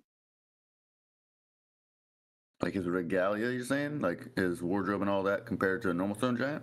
Or Yeah, we've seen normal stone giants because we have something to reference. The others we've seen a fire giant and stone giants. We've not seen any of the others, have we? So It's true. You want to see what the stone giant looks like? yeah, Okay. how does he compare to the other? You said he's a paragon. Is he like? Is he like a? The epitome of stone giants. Yeah. Yeah. Most. Well, Scorious Stone Bones, right? Is that who? It's a good question. Oh, here he is. Yeah, Scorious Stone Bones. Just looks like a, just a cut dude. You know what I mean? Bald head, super cut.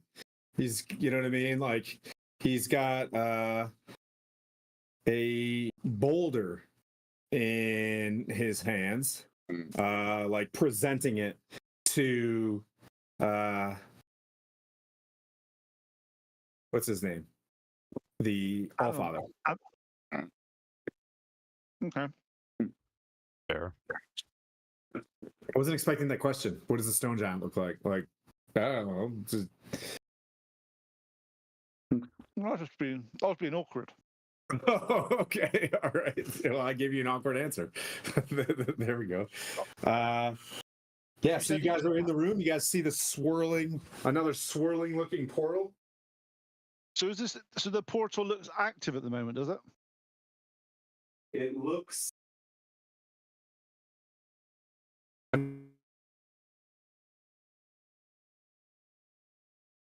Based on our, I guess, knowledge of how the portals were open in the primordial area, I'm gonna look around, see if either through the portal or on this side, if I can see any of the demons that were being zapped that kept it open.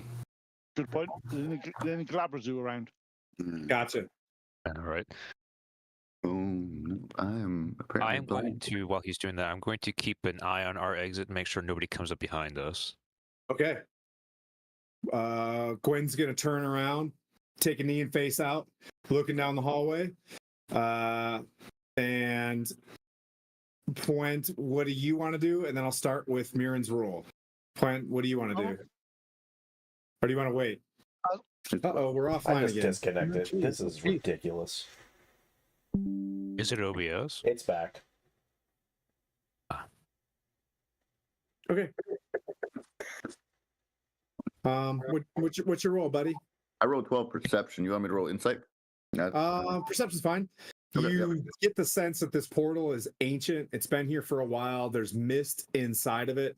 It's not like active. Like you push, but the mist, it's got like resistance. Both you and Point like kind of get near it. The mist gets firm. Does that make sense? Like you can't go in there.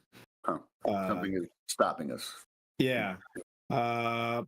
Gwen, you keep staring. There's nobody coming. You see a gust of snow kind of go down the hall, but there's nothing really there. A griffin is, kind of looking at you, from the end of the hallway. There's a goat like just kind of chilling. Okay. Clint, That's cool. Clint, what would you like to do, buddy? I'm sorry, you're eating. My bad. I'll go to. The runes that go around the portal that Okay. are mithril enlaced, are any glowing more than the others? No. There's 6 runes. They look exactly like you see on the camera, right? Those looking things. And do those 6 runes, are they? Because obviously we've been dealing with the giants quite a while now, and I can understand giant and stuff. Are they along the lines of one of them's hill giant, one of them's stone, one of them's, or are they just random runes around this door? Just around the door. Yeah, but do they represent, like, if I read the 6 runes, what do they say to me? Is there anything they represent each of the runes or anything like that? Or is it? They look like it's ancient runes, probably giant, you know what I mean? Like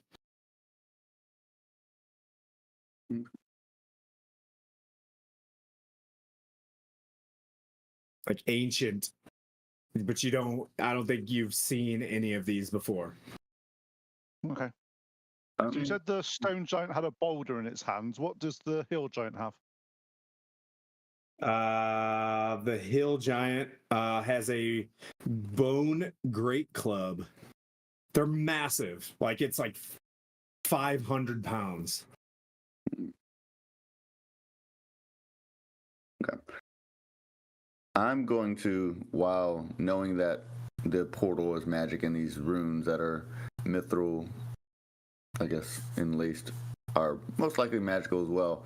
Well, what's the matter? I'm going to cast Detect Magic and see what all within this room, outside of what I expect to be magic, is. Okay. Sorry. I'm going to begrudgingly use a level 1 spell slot. Sounds like a plan.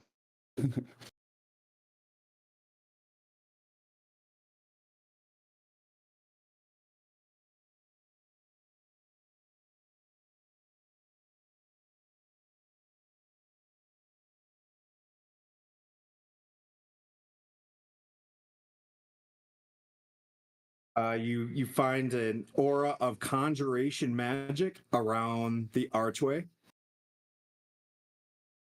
You should magic around the sconces.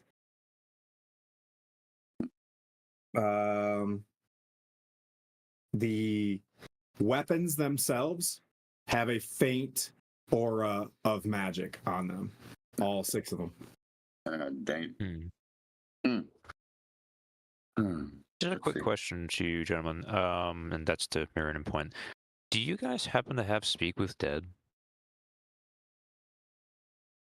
No, they don't talk back though. But No. no, I don't talk to people. Okay, fair enough. It sounds like a really useful cleric spell. Right. The reason why I ask, and this is just my thought while you guys are investigating, and I'm keeping an eye on the hallway, is I'm obviously I can see the dead barbarians, and my thought is like, well, if we had Speak with Dead, you know, I have Raised Dead, and if one of us could speak to them, we could ask a question. You know, it's like, hey, you know what happened here or whatever, and maybe get some more information to help us solve what's going on in here in the room. Maybe not.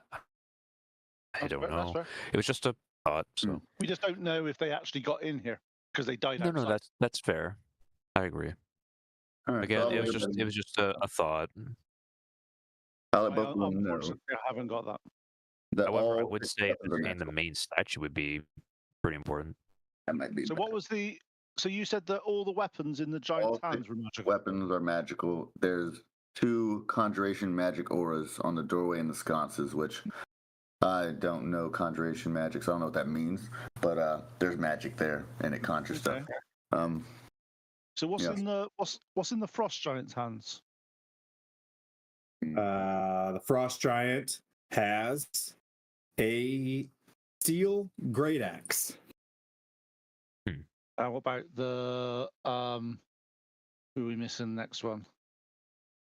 Frost. Storm. Oh, we've done frost. We've done stone. We've done. Yep. So the hill. fire giant has an iron greatsword. The cloud giant has a mithril spear, and the storm giant has an adamantine trident.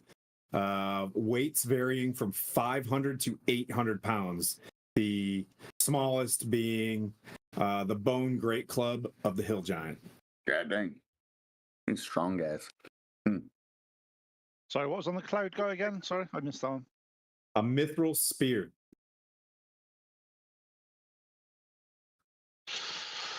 Okay, is there any obviously the giant in the middle, which is I'm expecting that to be the giant Anam, whatever his name is.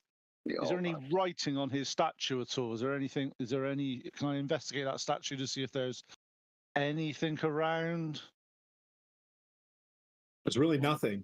Because he has a faceless, cowl and is just kind of standing there. What'd I say? With his outstretched arms towards the portal. Okay. Huh. So each giant has their arm, whatever weapon they have, raised towards the center guy. And he's raising his arms out to the portal. I'll point my sword at him in the same similar fashion as the other giants. Okay. See what happens. Nothing happens. Okay, good.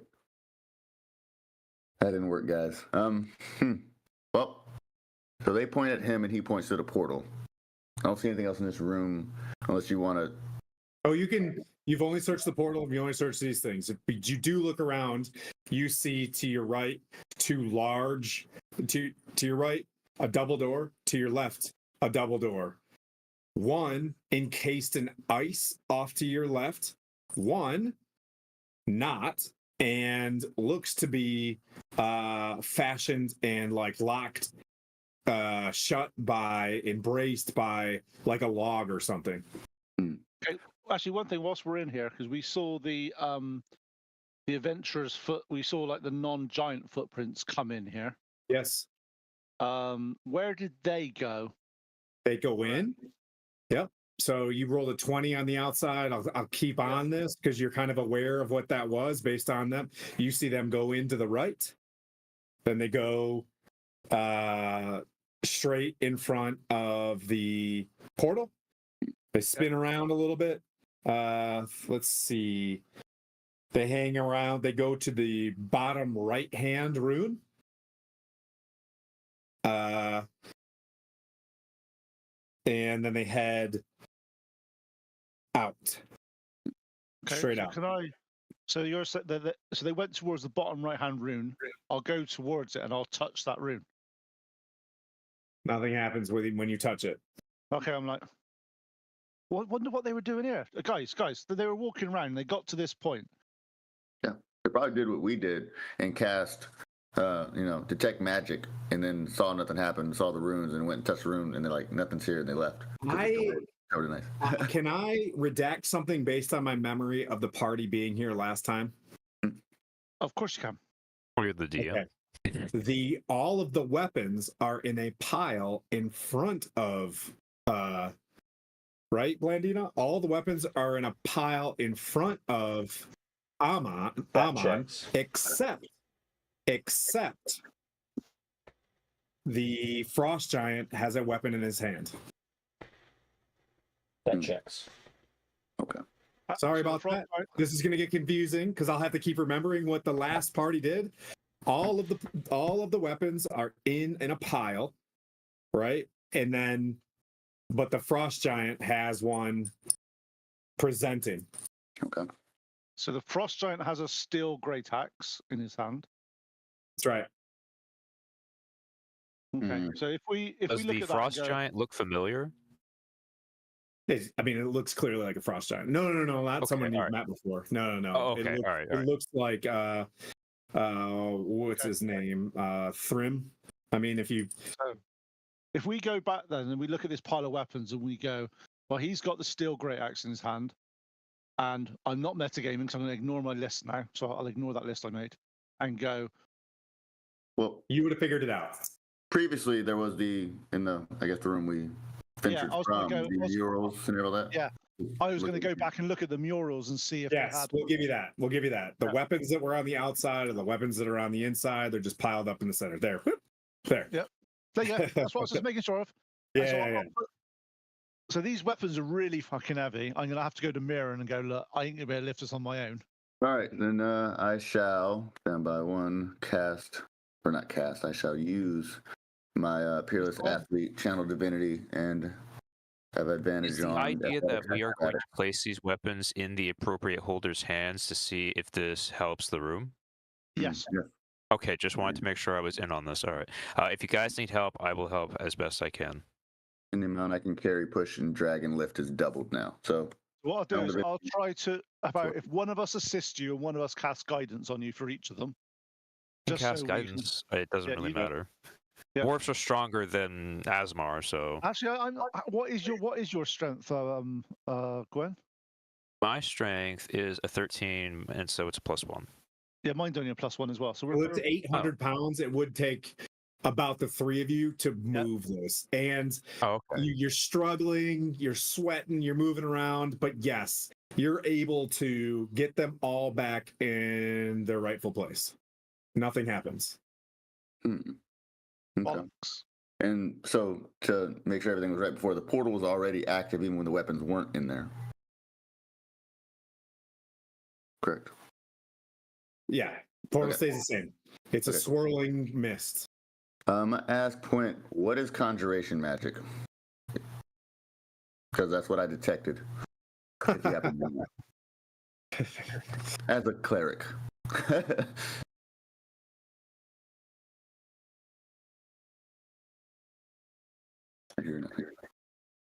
Is he froze? Twin, are you with us? Oh, he's froze. He'll come back. He didn't want to give me the answer. He's like, I'm out, guys. Yeah. As soon as I heard the statues don't work, I'm not doing this. What All, confirmation all the magic? internets are being stupid today. It's weird. Yeah, right? Yeah, He's mine's back. been really weird. It happens. So I'd asked Quint what, from his ability to cast spells better than I do, what is conjuration magic, being that I detected it at 2 places within this room? Oh, Kai, why do you have to rip one like that, buddy? Pew. He used Gaseous Cloud. Yeah, he did. Cloud kill. God, I'm dead already, am I? No, you're not anymore. You Oh, back? Okay. He's asking what conjuration magic is. He's asking. Either of you two happen to know. Conjuration magic is like summoning and doing things like that, and conjuring things out of thin air, like things that generally aren't sort of dangerous and stuff. They're not like battle magic, because that's more evocation. Okay. But conjuration is more like Mundane magic to do stuff you don't want to do yourself. Okay. Well, then So never mind. my question is so you determine that this is a magical effect happening? No, there's when the you cast- doorway and the when you sconces. cast attempt magic. Correctly. Both of those Okay. have Yeah, what do you weird, isn't it? conjuration magic on them. Weird. But if it's not something that's of any concern, then I am not Okay, does overly it- concerned. Well, I Does mean, it if it's look magic, I like mean, I have the- to spell magic.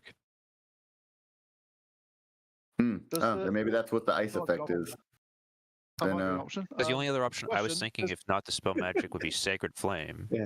All right. Let Does- point have a. You're kind of quiet there. Point. There you go. Okay, question. When you said that the party went over to the left-hand side, the old party before, by the rune. Yeah, to the right side when you come in. That's where the party went. Yep. Yeah. So did they actually? I'm just thinking that sconce that's there. How big is it? A sconce that is for a torch or something, or does it look like it's made for one of these weapons? Looks like for a torch. Okay, I'll just light a torch and put it in the sconce then. It just stays lit, and it's powerfully lit. Like as if you get it like, oh, if you light this thing, it's gonna stay lit. And then like poof, poof, poof. You know what I mean? Those two things light and they stay lit. Okay. Is the portal still open or shut at this point? Still the same. The doorway where I detected magic, is that the one that is encased in ice, or the other one that appears to be locked, the wooden log? You can see on this map that's ice on the left, and then it's a wooden door on your right. And I detected magic at which door? None. There's no magic on those ones. Oh, okay. They're just one looks encased in like a lot of ice, and the other one looks like, it's barred Okay. from your side. Rock, sand, bar. Frozen bar. Okay, let's see. Inventory. What do I have that can bust up ice? All right, well, I can't. Does any of this- Right down a door. Actually, that's a point. Okay, I'm just going to see. Do any of these statues rotate at all?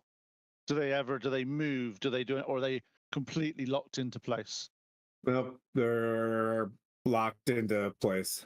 Okay, I'm just trying to figure out if there's something to do if you had to face certain ways with things. I'm gonna do something weird and use earthen step to walk into the big giant statue in the middle, and I'll say I'll be right back.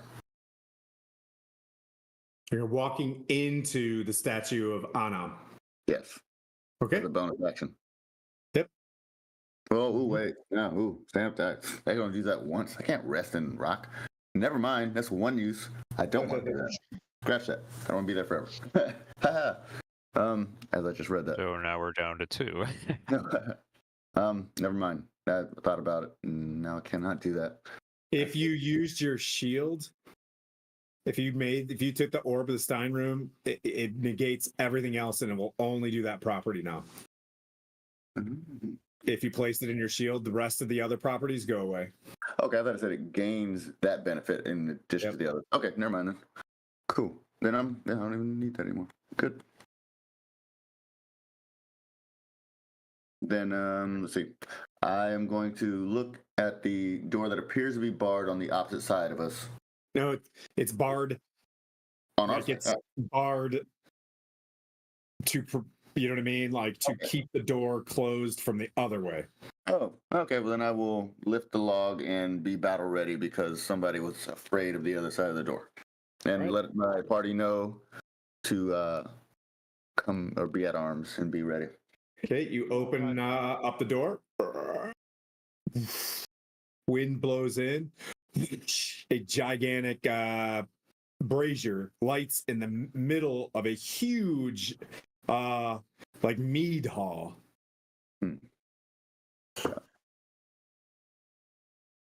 Looking around, looking how impressive it is. Looking for the mead. Okay.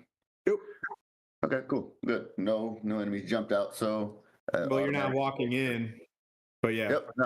Yep, automatic brazier. So obviously some more conjuration magic. Now that I've been schooled on that, I will let everybody know to stay tight. Watch for any. Come on, firewalls. camera, be my friend for once. I will stay within 5 feet of you, sir. And you're going in?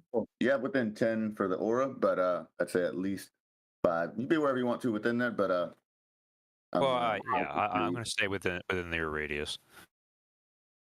I shall proceed forward. I'll talk to points like, I don't know what else we could do with this room. So I'm gonna push forward, and maybe we can find something that'll shed some more light as we go further in. If you're of the same mind. No, yeah, I can't. This door makes this rune. It looks like a runic gateway, but we don't know if it is a portal or not. We don't know.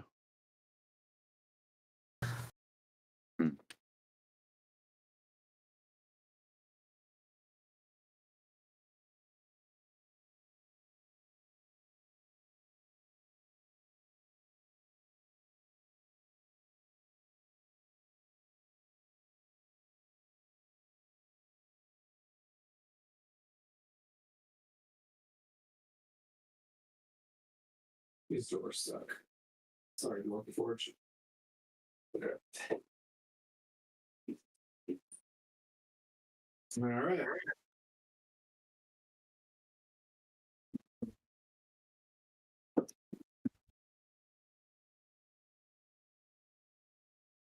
You're gonna explore the room, Mirren. Hey, for Mama, obviously the brazier turned on automatically, so I'm heightened. Senses are heightened right now to something being afoot. So I'm gonna walk in, shield at the ready, and just well, obviously I'm gonna perceive as I'm walking in, but just be ready. So I'll do a perception check walking in to gather my surroundings to see what's happening. And I have 8, so no, I do not have any perceptions. An 8.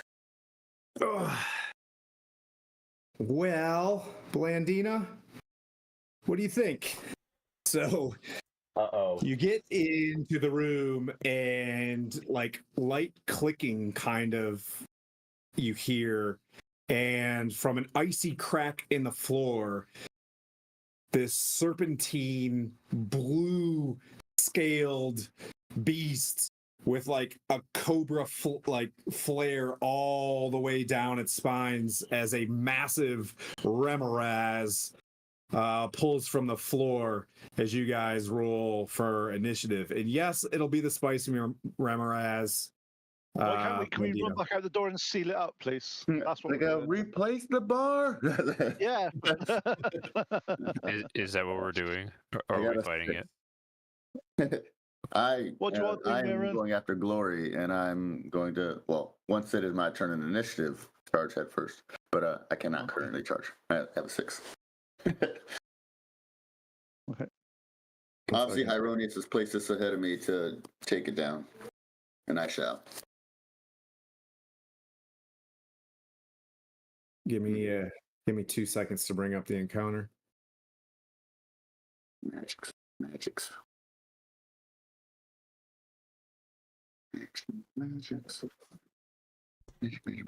You hear a faint message. Good luck, boys.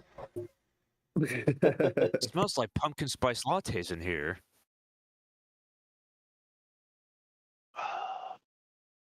Yeah, this thing was pretty brutal to the last party.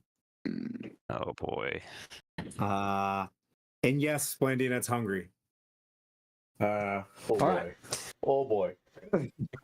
So let's see what initiatives. Who's got above 20? Yay! Who's got above 15? I got 16. Right. Who's got above 10? Yay! Who's got above 5? Yeah, Who got a 7? 6. Mary got 6. And what'd you get, Gwen? I got a 2. Oh. It's a 3, but I have -1 to initiative, so 2. Yeah. I'm gonna scale in a little bit so you guys, since the blue on blue kind of drowns your characters out on the map. We'll say though, it very much helps when you zoom in, so that way we get to see more detail of the map. Oh, okay. All right. Mirren, you rolled a pretty low perception check as you're kind of heads down looking for things, and as this thing was slowly climbing up, right? As you were looking down, this thing was, and you look at the shadow on the ground, right? As you see your shadow going against the brazier, right? Like kind of against the wall, you notice that like you got like thicker, and then as this thing's red eyes just whoop, come straight down on you for an attack, which will be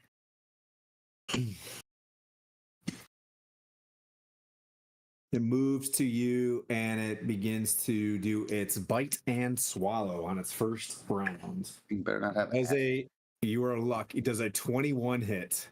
Does not with my newly found armor.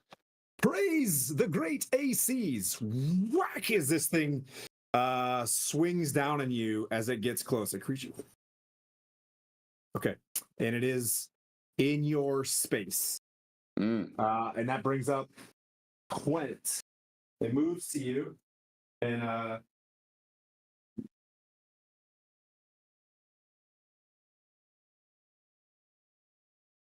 Quent, you're up, buddy. Yeah, I know I'm up, but that doesn't mean I want to be up. Come on, Forge Cleric, smash it! Do I have any idea what this creature is? I was going to ask you. Yeah, exactly. No, does Puent? I know. I know. No. Does Puent have any idea what this creature is? Nah, I mean, what's your passive? What's your passives on investigation? Passive. What is that? A passive nature? Well, passive. My passive perception's 19. My Yeah. passive insight. You've heard of Remoraz before. And what do I know roughly what they do then? No, not with that. Not with that score. Not without actually taking a moment to think about it. You know that they're nasty. Yeah, I know. They don't taste very good. To assist my friendly Mirren, I'm going to go to the other side of the Ramores so he gets flanking on it. Okay. You're gonna climb up on the table? So I'm going to go over the table. Going to do the classic, like jump, roll over the table, get onto the other side, ready to sort of help Mirren out a little bit with that. Okay, I'm gonna do something to make the light a little bit better, so you guys. Very nice. Our tactics are coming together. Good work. See, I'm trying to help you out, Mirren. You go over the table, over to here. Yeah, and to the other side, so Mirren gets flanking, basically, is what I'm That's trying about to as do. far as you can get. You got to climb up a little bit, and I'll get you. Okay. I'll let you go right there. You see yourself in the map? Yeah, I get that. I will then, okay, just because I'm trying to help Mirren out, I will use an action to move, so I'm actually behind the Ramores, Okay. and I will cast. I will cast. Spirit Guardians. Bonus. Let me help you. I can't do that because I've used an action to move behind. Oh, okay. I am looking out for the smites, the smeister, which is Mirren. I cast spiritual weapon at level 2, Okay. and I Hammer? cast it on the like the opposite. So it's like the other side by the other table, the other side of Mirren. Okay. And I let the spiritual weapon attack. Make sure I got the right spell. Yeah, cool. Attack the Ramores, and he gets 21. That hits. Cool. So it's 7 plus 5, just 12 points of damage.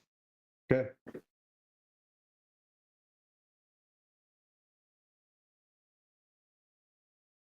Mirren. Okay. So I'm not worried about what this is, more so that is a foe and tried to hit me. So it is now on the list of things that Hyrule needs to put in front of me to slay. So I will swing the Giant Slayer Longsword twice at the beast in front of me. It'll be, let's see, 2 hits. And just for your, based on your prone moves, this is a huge creature. It only works for giants. Yeah, I know. Oh, No, I'm saying for your push and your prone and your whatever. Oh, gotcha. Huge. Okay. Okay, cool. Shit, I already rolled before I was gonna say it. Okay. So I will apply Smite after the fact because I was neglecting to say it beforehand. First to hit will be a 23 to hit, and the second one will be a 19 to hit. They both hit. As you strike this creature from melee range, the heat from the Remoraz itself gives you 10 fire damage. Ow. Okay, let me do that. Yeah. All right. Don't worry. There's 2 clerics. You're fine. Okay. Does it affect the people around me as well, or just me? Let's see. You hit. If it's like I gashed in him and it like hit me out, or is it like for everybody? Like I don't know how that works. Nope. You're just you because you get the sense that doing that Gashed and burnt you as well. Yep. Okay. I'll pass that knowledge on and be like, the cuts will burn, use blood weapons if maybe they'll work. Anyway, let's see. So with my smites be 1, 2, so 3 D8 for the first I one. take it did you roll those attacks with advantage, sir? No, I didn't. So the first one would have been a 23 to hit, and then the second one would have been a +9, 27 to hit. So both. Okay. They both hit. I was just making sure there wasn't a crit. Could have got a random smite. Appreciate it. So the first attack will be 3 plus 8, so 8 slashing and 8, 9 radiant. And the next attack will be 9 slashing and 6 radiant damage. And then I cannot knock him prone, so I shall hold the rest of my purchase. I'm done right there. Okay.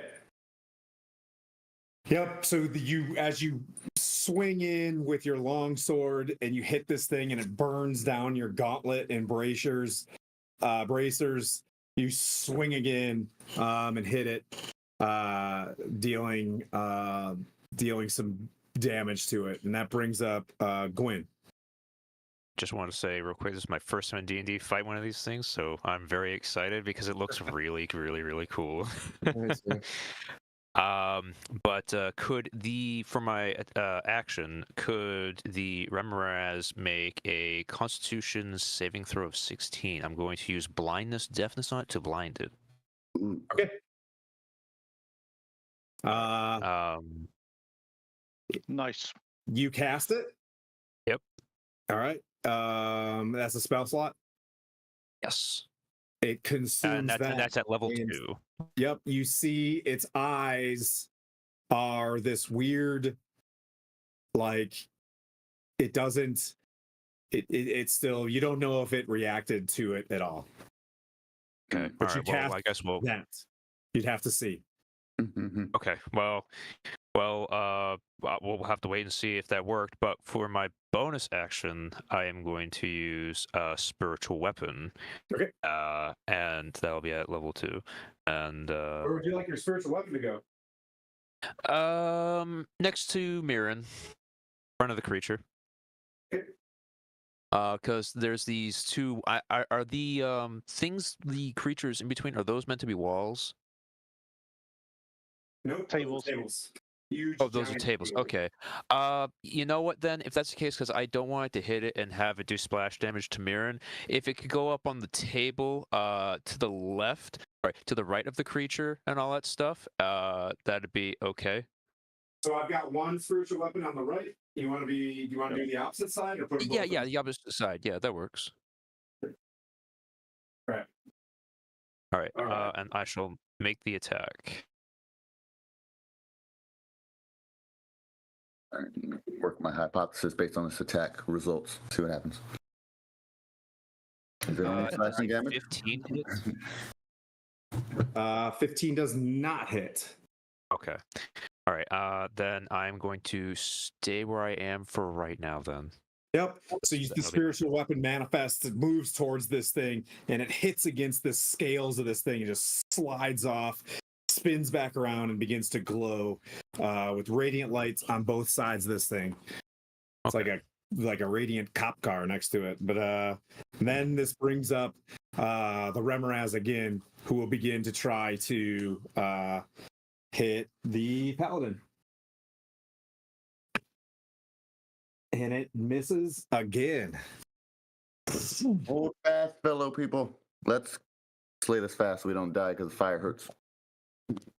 But as long as its attention's on me, do your best. Your worst. And that brings up Mirren. Okay. So now that I notice fire sucks. Isn't it Micah?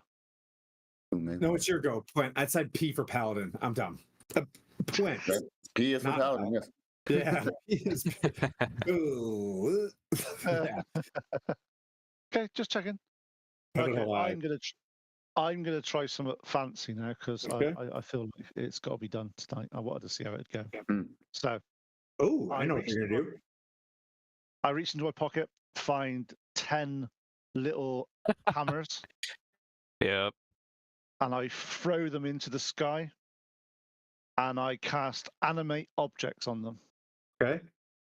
And they turn into 10 tiny little flying hammers that are spinning around this creature. Okay. And I get them to all attack it. Okay. It's almost like cloud of daggers. Yeah, but it's 10 I don't even know how. You broke my minis. So there is theater of the mind. There are hammers just flying around. So can you tell me what I need to roll? Because it's easier than me working all this out. One attack for a hammer. And yeah. then So okay, does an 18 hit? an 18 hits. Okay. Does the lowest I've got on these dice is 14. Does a 14 hit? Does not. Okay. Does a 15 hit?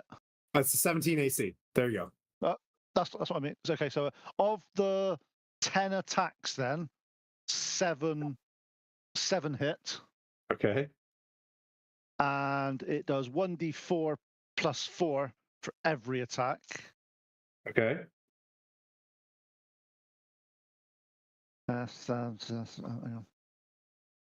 Hopefully, splash damage only works on slashing weapons.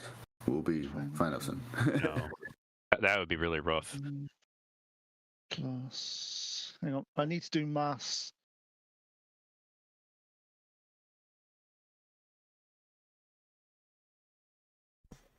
$28 plus something. Come on, smite math Yeah, works. It's 28 plus a fair amount. 7 times 4 is 28. Wait. Yeah, 28. so it's 56 points of damage Jeez. to Ramores as these Okay. little blades sort of like beeline in and hit it. Is this? Do they stay around or? They fly around to do what I want. They're little tiny creatures. They have an AC. You can hit them. Okay, I've never heard of this before. Okay, something I'll have to unpack next time. I don't. There's some voodoo Sorry, here. Kyle. I don't know if you just made something up, but yeah, I'm not sure what this is. So, yeah. All right. That brings And up my bonus action. Hang on, my bonus action. I get my spiritual weapon to attack, okay. and that 11, so it doesn't hit. Okay. Mir. Can you make me a lot of Giant Slayer longswords mini, and I will do that as well. Yeah. For the future. I don't even know that. Yeah, that's what it was, For now, being that I believe if my slashing weapon did this, my piercing weapon will as well. I'm going to cast Guiding Bolt onto the Ramores. Okay. So let's see. I will make a ranged spell attack. Okay, ranged spell attack will be a plus for spell attack. +8. All right, that'll be a 21 to hit for a guiding bolt. That hits.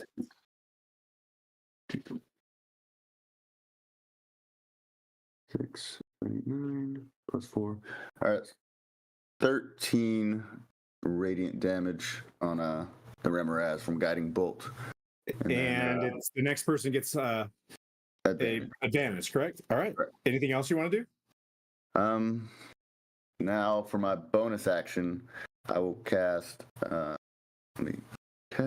Shields of Faith to boost up that AC in case he decides to attack me again, which hopefully with my guiding bolt he will. Okay.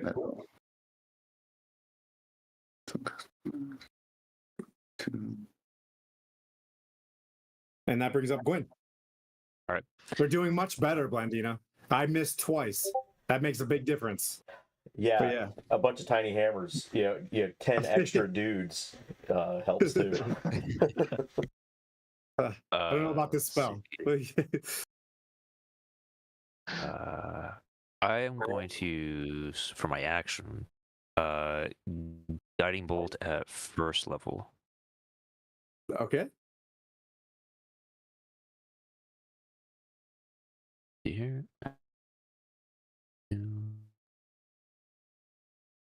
So you have advantage on this one just because of the guiding bolt before I give you advantage already. All right.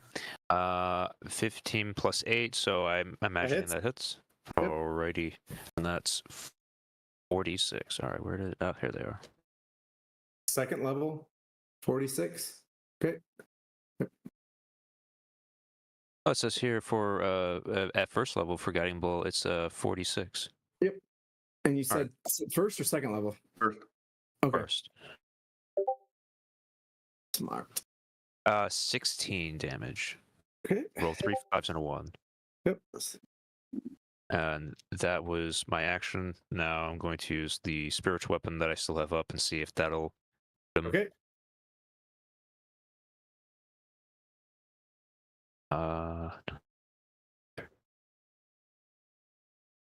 20, 20. 30, 20. Yeah. Yeah, I got, hits. yeah. All right. And that is 1d8 plus 4. 6 damage. Okay. And that is my turn. So the hammers just start raining down on this thing for and then you guys both shoot like simultaneously with a guiding bolt, like one, and then the splash, and then the room gets bright, and you just follow straight down, and another guiding bolt will hit, which will make Clint have advantage. The creature turns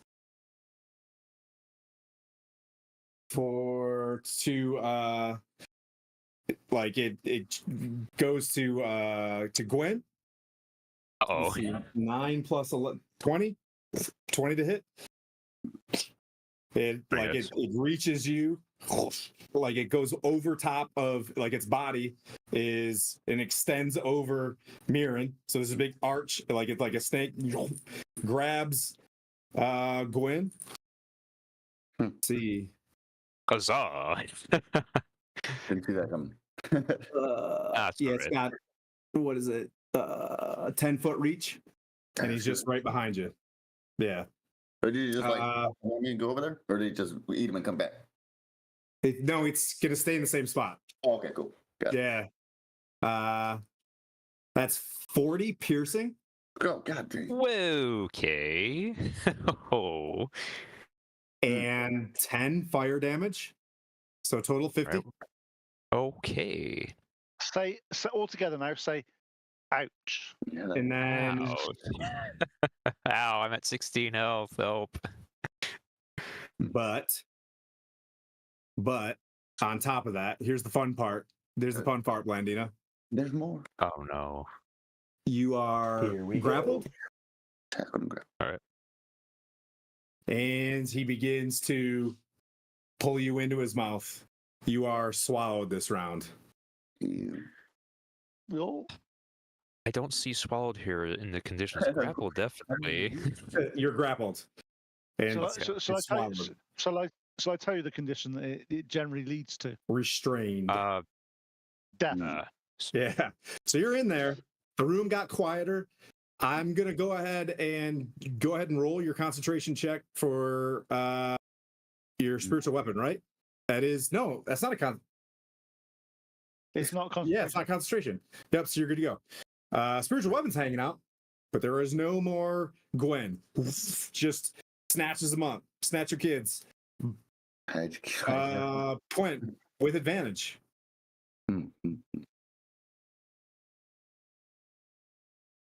Okay, hang on. So long, partner.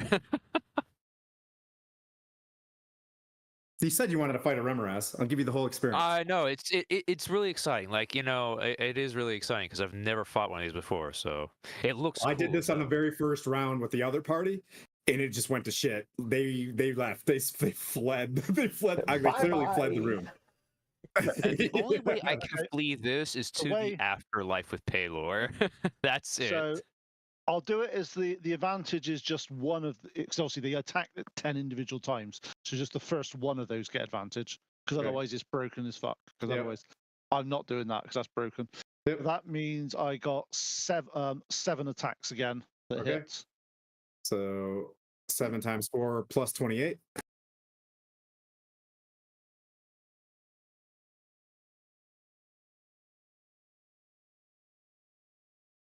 And this is only a second level spell that you're going to be doing like 60 damage No. on.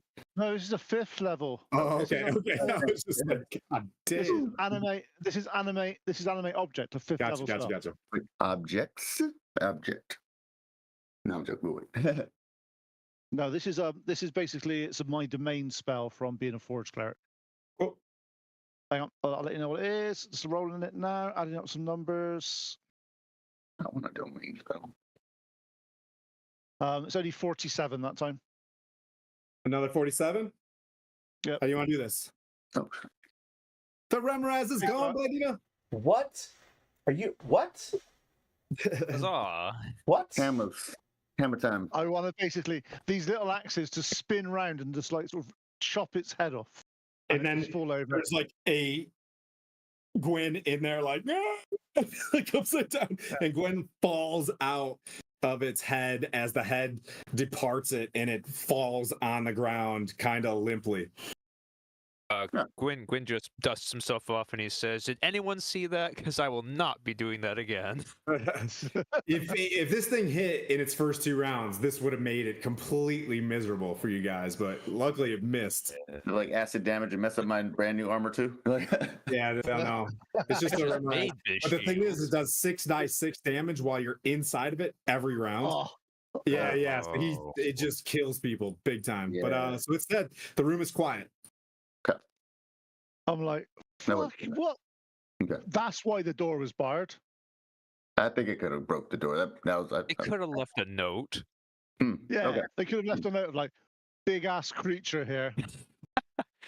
Could've used Do those not hammers the whole open. time.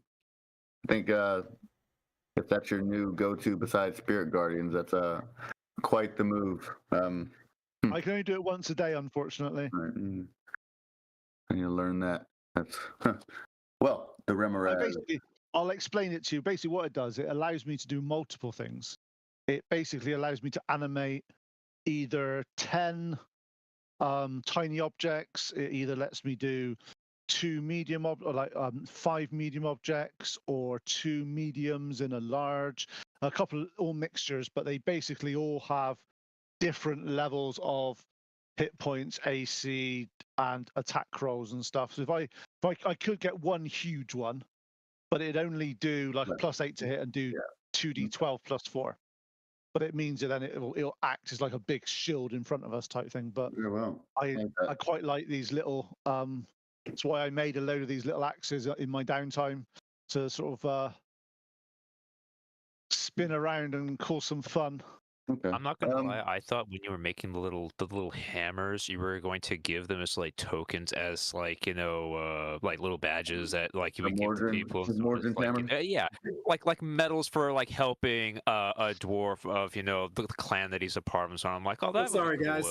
Sorry, family. Had to family. So basically, I have a glass door over there, and I was getting like. Yeah. So I basically created.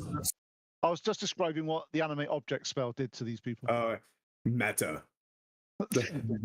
Oh, it's really cool. Level 9. I mean, I'm glad you're. Oh, did we get raided? Wait. Oh, Drugger. Oh, okay. I see. I always see those ships, and I'm like, oh, hey, Drugger. Okay. All right. So, room's quiet. What would you guys like to do? I'm going to cast for loot again in this room, because I figure the Remoraz, if it tried to eat him, would probably eat other adventurers. And maybe it has magical stuff within its belly that it could digest. Yep. The brazier and the sconces. Same thing. What's up, Gwen? And then I'll go. I was going to ask, do the fangs of the teeth of the Remoraz look venomous? And if not, can I have one? Yes, you can have a non-venomous Remoraz. Yes. But it's pretty hot to the touch. You get the sense that you'll be spending a couple minutes if you want to take a Remoraz fang. Okay, that's fine. Point. What would you like to do? Yeah, I'm just searching around. Obviously, you said it came out of the ground. I take it that's where its nest was. I want to search around there. Yeah.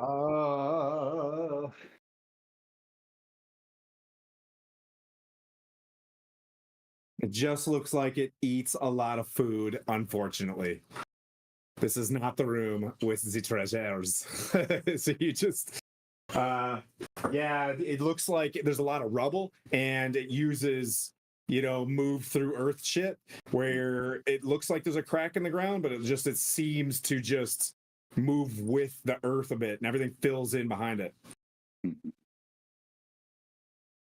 I'm like, oh, but that is my well, at least I got to use my little, and I sort of, I mean, at the end of the spell, I call them all back and I put them back in my pocket.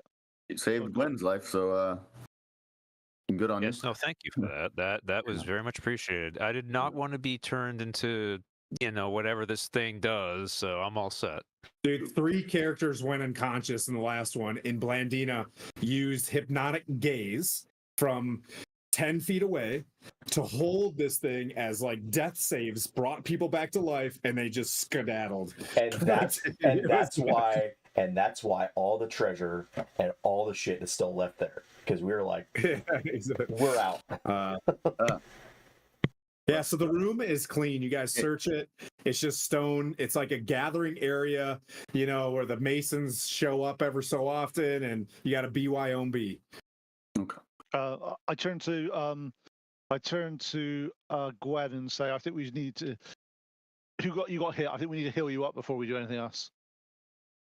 If you want to, I can use a spell slot to heal myself. If that's exactly. Yeah, that's okay. I think we should jointly heal you up, whichever is you or us. The door opens, and you guys see a large shadow inside the door. You're back.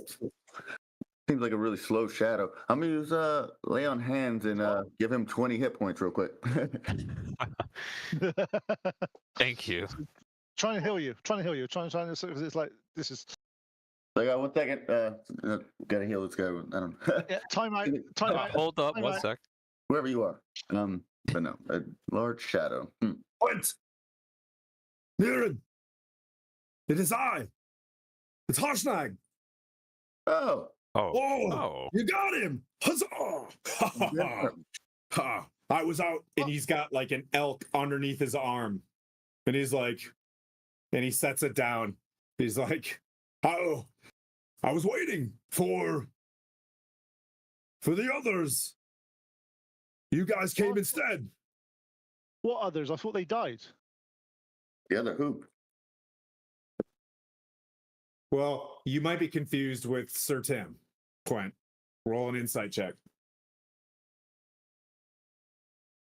I'm gonna. I thought Harshnag was Harshnag with. met them first, then he met and then he met. Yeah. So he met him and them first. Because I thought when we were on the way, he was part of that on the route to Margasters. They left me here. Do you mean they left you here? The last time we saw you was when, just as the Margasters attacked and the fog hit and all that sort of stuff, and we lost half our comrades. We thought they died. Yeah, they're dead. Can I do an insight check on him? It's not a very good insight check. He winked and said, like, wink. Thank you, sweetie. Okay. Wow. Yeah. Well, Wink. These ice giants and their facial expressions. What can you do about it, huh? Oh, anyway, so where'd you come from, Harshnag? Yeah. and he looks at you, Mirren, and he's like, whoa. It gets like awkward. Yeah. Was this rumor as your pet? Is that what this was? You were feeding it? The elk? What were you? So I'm wondering if it was his pet animal. Oh, we locked it in here. It damn near killed us. Oh. You gotta stop speaking in the third royal we. Harshnag. Anyway. It damn near killed me. Anyway. Well, we sliced his head off. Look. So we're good now. You should join our party. He's just like, this is great. And he picks it up and throws it on the slab, and he's like, I've never had Remoraz before. And he takes his axe and splits it down the middle. And he's like, if you've noticed, it's self-cooking. I mean, obviously it's heated. The insides, and he just starts tossing off Remoraz jerky to you guys. Not literally tossing off. He's throwing you guys Remoraz jerky. If I can get a burn damage from his. I'm quite happy to eat Yeah, a piece of jerky hits you in the face. Oh, God. I thought. Okay. Oh. Okay, so the rest of the room, he came through one door, which I presume is clear if he came from that direction. Did he come through the door that we got through, didn't he? So he came through the door that didn't he? Yeah, did you guys walk through? Yeah, he just yeah. opened it up because it's open, and he just kind of peered his head in there, and he's like, "You are mighty to, you are mighty to take the Remoraz. Look, I'm not a liar. I'm not gonna." He looks at Mirren and he's like, "Look, I'm not the guy. I can't carry this story, but yeah, this thing really gave the business to the other guys." Yeah, so those are the guys. I'm on what those other guys that have left us and haven't told us what they're doing. Right. Okay. He just looks at Mirren and he's like, Look. All right. But didn't he, like, when we were at Felbar or whatever, didn't he, like, when he first met us, like, run past another, like, troll or giant and, like, cleave its head off with, like, one swipe? Like, why did he end up having issues with a Remoraz? Doesn't Everybody everybody love this story? Stick around for a reel I'm making about an NPC here soon. Look. I'm just trying to figure it out because, like, I'm a little on By the. surprise. You got the giant by surprise. Yeah. Yeah, fair. Well, Yep. I assume you're trying to get to the Oracle. We figured it out. Oh, did you? Well, isn't it this way? Come. But He walks in. He's like, "This is the only key that I know." And he grabs Thim's axe, and he's like, "Let me know if you want to go in. what do you do with the axe then? You just tap it down here in the bottom right." He's like, Well, "That's the Eels rune, right? Eels, no, East rune." they could have at least left some instructions because that wasn't clear at all. I know I'm not the most intellectual dwarf on the planet, but that wasn't obvious for me. Did you get Well, that? I'm not going to stick around here after this one. You can tell your friends that I'm going to depart. What happens when you touch that rune? Is the portal going to activate and change, or does it open the icy door? What happens when you touch that rune? We tried a lot of different things. When I grabbed this axe and touched the East rune, it opened. Okay, so that's why the portal was open. Got it. Okay. But keep in mind, it closes. Okay. You don't want to get caught in there. Got it. Axe to East rune, probably good. All right. Good. Okay. Well, if you could open it for us, that would be fantastic. Oh, you said it does close, so you know the time period that it takes for it to close. What? It takes about an hour, Oh, ooh, that's real short. Okay. but it'll stay open. Okay. I'll protect you from this side. Well, Well, thank you. we'll make sure we check all, I guess, around here before we adventure anywhere else. See, so let's see. Let's go and see the oracle because that's the person we need to do. We don't go into another room and meet a Remorez at this point in time. Let's go and do the oracle bit first and find out what we need to do. Through the portal, the oracle, and then come back. Okay. Yeah. He touches it. The mithril of the rune turns blue, and you can see a maelstrom of a storm inside the portal itself. Beyond the thundering archway, you can see lies a hexagonal chamber whose walls rise 50 feet before tapering into a 90-foot high apex. Standing in each corner of the room is a life-size statue of a giant holding up a heavy iron lantern with one raised arm. Each type of giant is represented. Same thing. A cold magical light radiates from each lantern, illuminating a giant corpse on the floor. Beneath a shroud of frost in the middle of the room, the corpse looks like it has been here for some time, preserved by the cold. Next to the body rests a giant frost-covered morning star. As we're walking in here, I'll start to Mirren and Gwen and say, should we call out and ask for where the oracle is, or are we just expecting it to appear? 1 second. I'm gonna use lay on hands 10 on myself and be like, just in case. I'm gonna heal myself. Act like we've been here, act like we know what we're doing. Just say, I'm here to speak to the oracle, really loudly. Are you going in? Yeah. Yes. All right. Give me a sec to adjust cameras a little bit.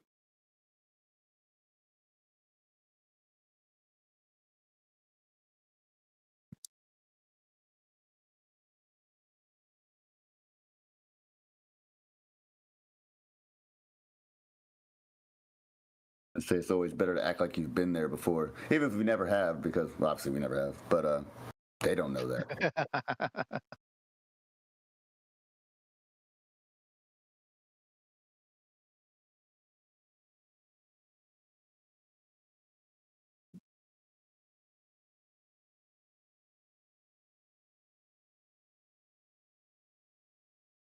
Where'd you go? Gwen? There you go.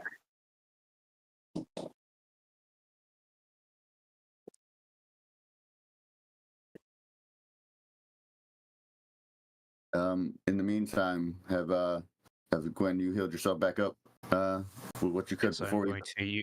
I just wanted to wait for the DM to come back so I could tell him what I was going to do. What's up, buddy? I was going to use Cure Wounds at level 3 on myself to give myself some more HP. Okay. Okay. Approved. Thank you, sir. He says denied, we're screwed. Okay. Another Remorez. Your heal fails. But what do you mean it failed? It failed.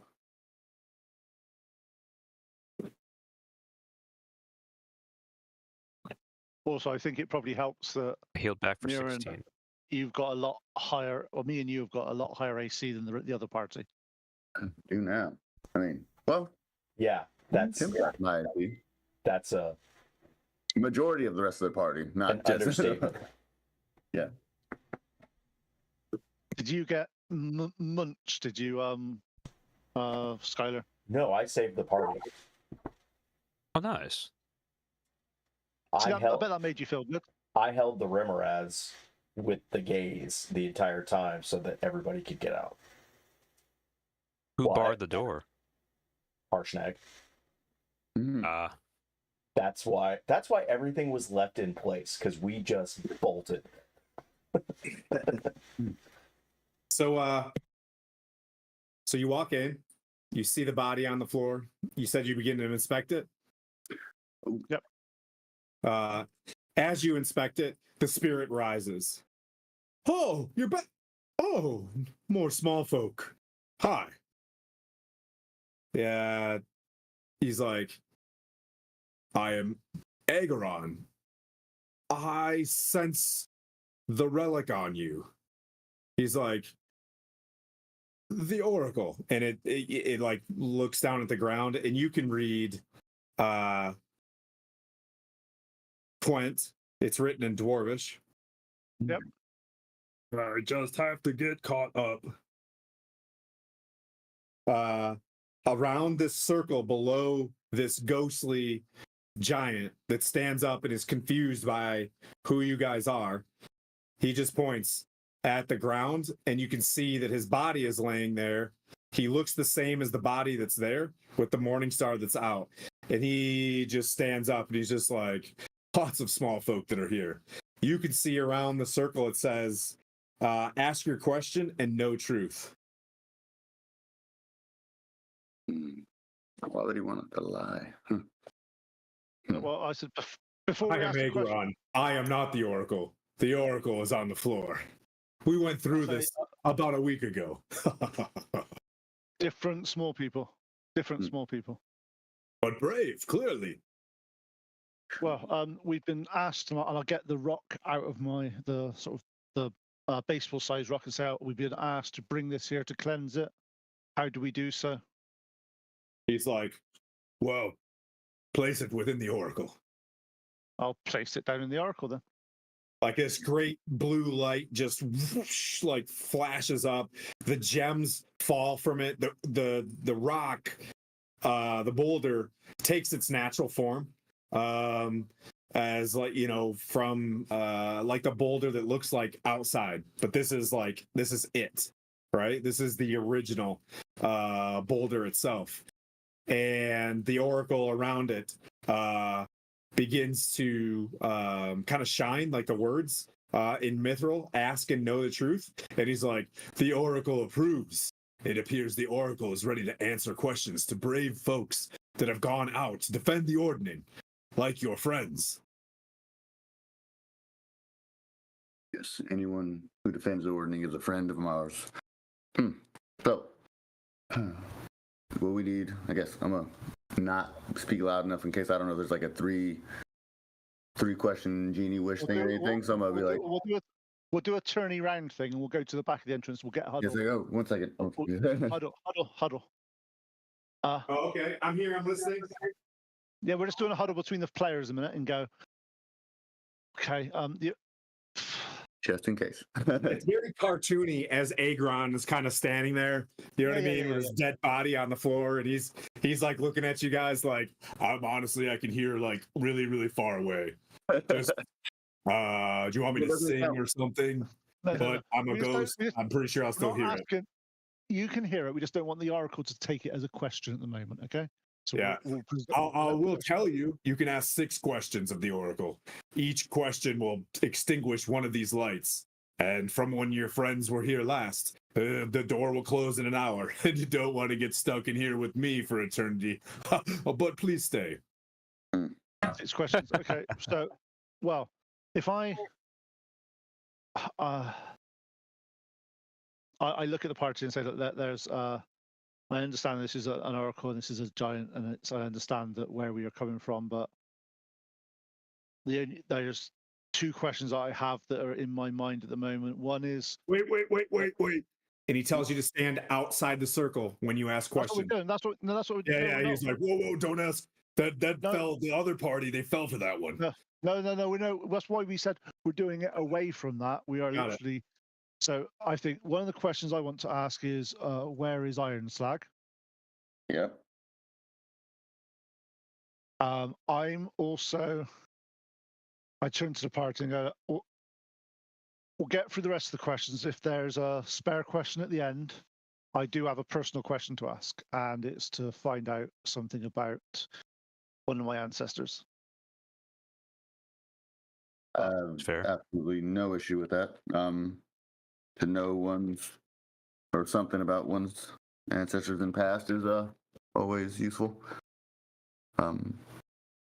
Figure out what we need to know besides Iron Slag, I'd say. About Tiago I'm or Duke Salto. safe bet that he went to Iron Slag. If he's trying to extinguish forges, then he's going to the fire primordial.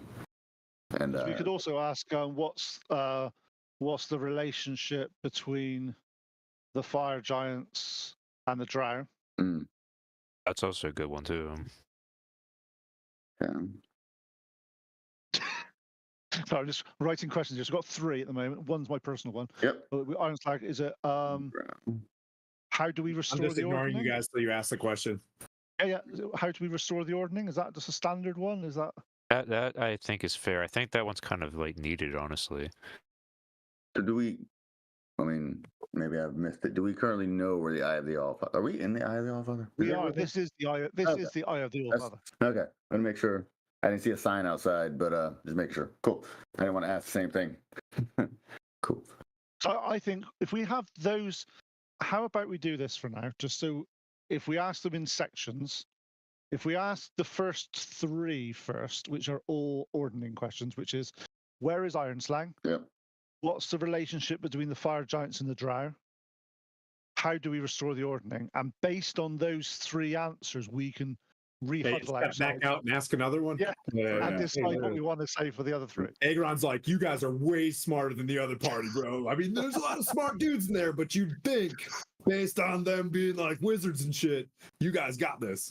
Just kidding, Blendy. I love you. All right. We got answers. Let's get going. Get these questions answered, shall we? Yeah. So we're going to step inside the circle and ask Almighty Oracle, where is Iron Slag and how do we get entrance? How do we enter it? Travel east o'er mountains and snow to distant spires. There, on a cold mountainside, you'll find a village of yak folk, and below that, Iron Slag, the forge of the fire giant, Duke. Why'd they put that down there like that? It didn't read. The conch you seek is in his quarters. The answer you seek is in his quarters. I read that verbatim. The answer you seek is in his quarters. Oh, no. Okay. Sorry, eat the DM. My bad. That's gone. All right. In his quarters. Okay. Do you want to ask the one about the fire giants and drow? Yes, I'll have a little bit more insight on the drow and can interpret it all. So, the Oracle, the Acheron. Are you like a... No, never mind. I was going to ask... What? Am I a what? No. Was that a question? So one of the torches goes out. There's 5 torches left. Right? 5? Currently, the giants and the drow are working together to some end. 1 second. I'd like to know what. 1 second. Sorry. Yep. There's 6, right? 3, 6. Okay. There's 5 left. Yep. Go ahead. Oh, excuse me. Sorry. Yes. Speak to So the drow and the giants seem to be working in cahoots, and we'd like to know to what end are they, what are their machinations? What is the end goal for them? What do they gain from working together? chaos and destruction and rule of the Ordning. Hmm. Which giants do you speak of? The fire giants themselves wish to unleash the fire primordial Magra upon the world. Slarkoleth, the great kraken, and the element of water also wishes to create chaos. The great ice primordial has been destroyed by Noynek and the Revengers. And Sir Timothy, you hear in the background, no big deal. Deal. Okay, look, we've already defeated the Earth one. We've done the Earth one ourselves, Stitch. Wow. Just play it. Like Oracle doesn't have all the data. When you're going your question. No, that was a real big deal. Earth primordial. Whoa, hey, good job. So,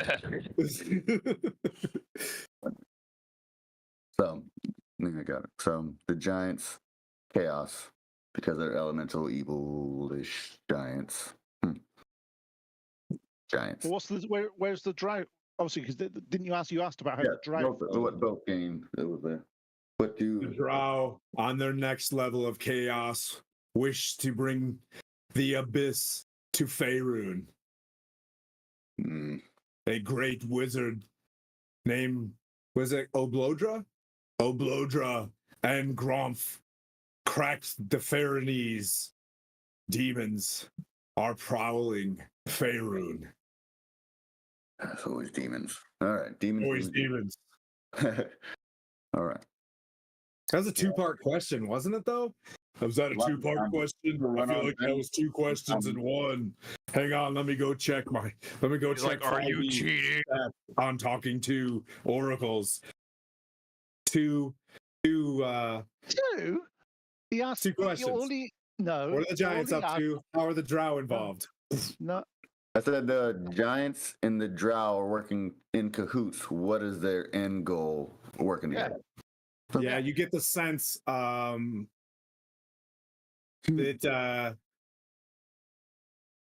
that all of the factions of giants are trying to, you know what I mean, bring some sort of primordial chaotic evil to power themselves into the top of the Ordning. The Drow being behind this are clearly bringing chaos into the world, driven by demons. Final answer.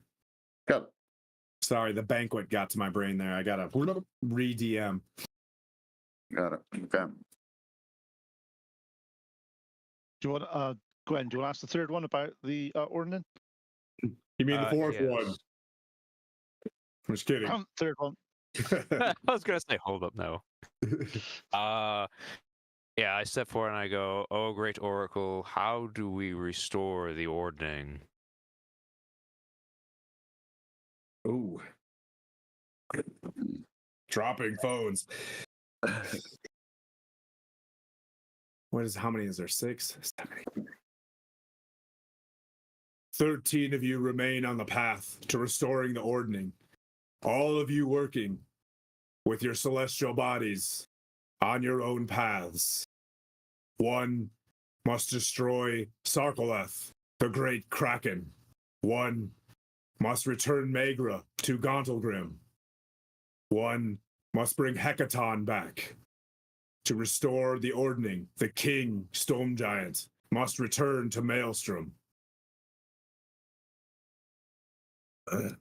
Deep voice is crushing my larynx.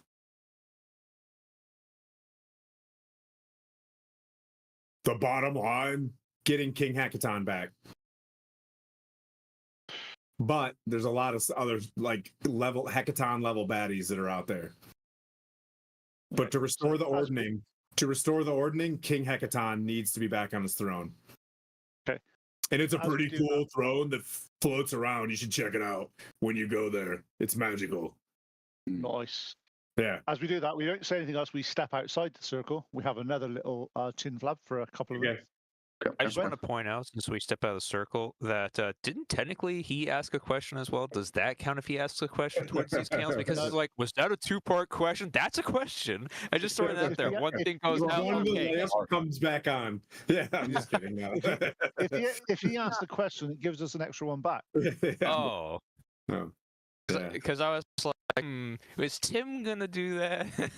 So how many lights are on the thing at the moment? 3, right? 3 lights. Yep, cool. So we've got 3 left. So if we're looking at the fact is that I think we're going to go. We're aligning ourselves to sort out the Megrum and restore it to Gauntlgrim, because that aligns with obviously the Drow, it aligns with the Dwarfs, it aligns with us going to the Fire Elementals. Do we need to ask about what's the Megrum's weaknesses or anything like that? Fire Primordial. What is the weakness of the Fire Primordial? I mean, yeah. I'm not sure if that's a good answer. How would we best slay? If we're trying to, well, at least wait. No, we don't need to slay it. We want to return it. We want to return it. But how do we steal or capture, control, do something for Major? How do we? How do we return Major? How do we return? That's what we've been asked to do. How do we return to where? Megrum to Gauntlgrim. No, to Gauntlgrim. Oh, that sounds like a huge problem. Demons running around. That's what I mean. It's like hi, that's my NCO right there. There he is. That's my NCO. Yay, JD's back. Sounds like a you problem. Okay. All right then. All right. I think that's our fourth question. That's the fourth one is how do we return Megrum to Gauntlgrim? All right. And the fifth one, what do we guys want for that one? So we don't know, because we dealt with our Primordial, which he didn't list because it's done. The water funnel with the Kraken, that one. But do we honest, know? I think we leave that for the other people. We've only got 6 questions. We can leave that to the other party to ask that question. You did say someone else had to take care of it, so. Yeah. He did say that there's three groups here and 13 people. 13 on the path was what he said. So remain on the path. So what we'll do is we'll write a note outside of this and leave it saying we are doing this one. These are the questions. What I'll do is I'll write a little parchment with all the questions we've asked, with all the answers we've got. Yeah, no worries. Leaving that outside before the other party gets See how much time that's wicked smart. Yeah. And to watch out for Remorazes. I'm not gonna lie, it's really tough running these campaigns on Wednesday nights after work. You know what I mean? I gotta give it to Blandino. That's tough. That's fair. Yeah, so that's fair. So we've got that one. That's the fourth one. What about obviously the sixth one? I want to ask about how do I? Yep, your own personal question. Yeah. If you need get a personal question, I'll step out so you can have that in private. I'm quite happy for you to overhear if that's required. It's not a problem. All right. This is something that I need to deal with. So. Okay. Then our fifth question. What is Wait, what was the fourth question? Oh, we didn't ask the fourth one is going to be how do we return the Megrum? Okay, got it. Okay, so question 5 then. I got you. Do we care? Tiago went through the portal with a flask of some sort? Do we care iron flask about that? If we cannot return the Fire Primordial because he used it or did something, or the Fire Primordial is no more, I think we ask. How about we ask? How do we return the Megrum? Just a single question, and then we'll see what they say, and we'll go back to that. We'll go back to the fifth. Well, that fifth will be on the fly. We'll get that. Yeah. Okay. So Tim, we're going to ask how do we return the Fire Primordial Megrum to Gauntlgrim?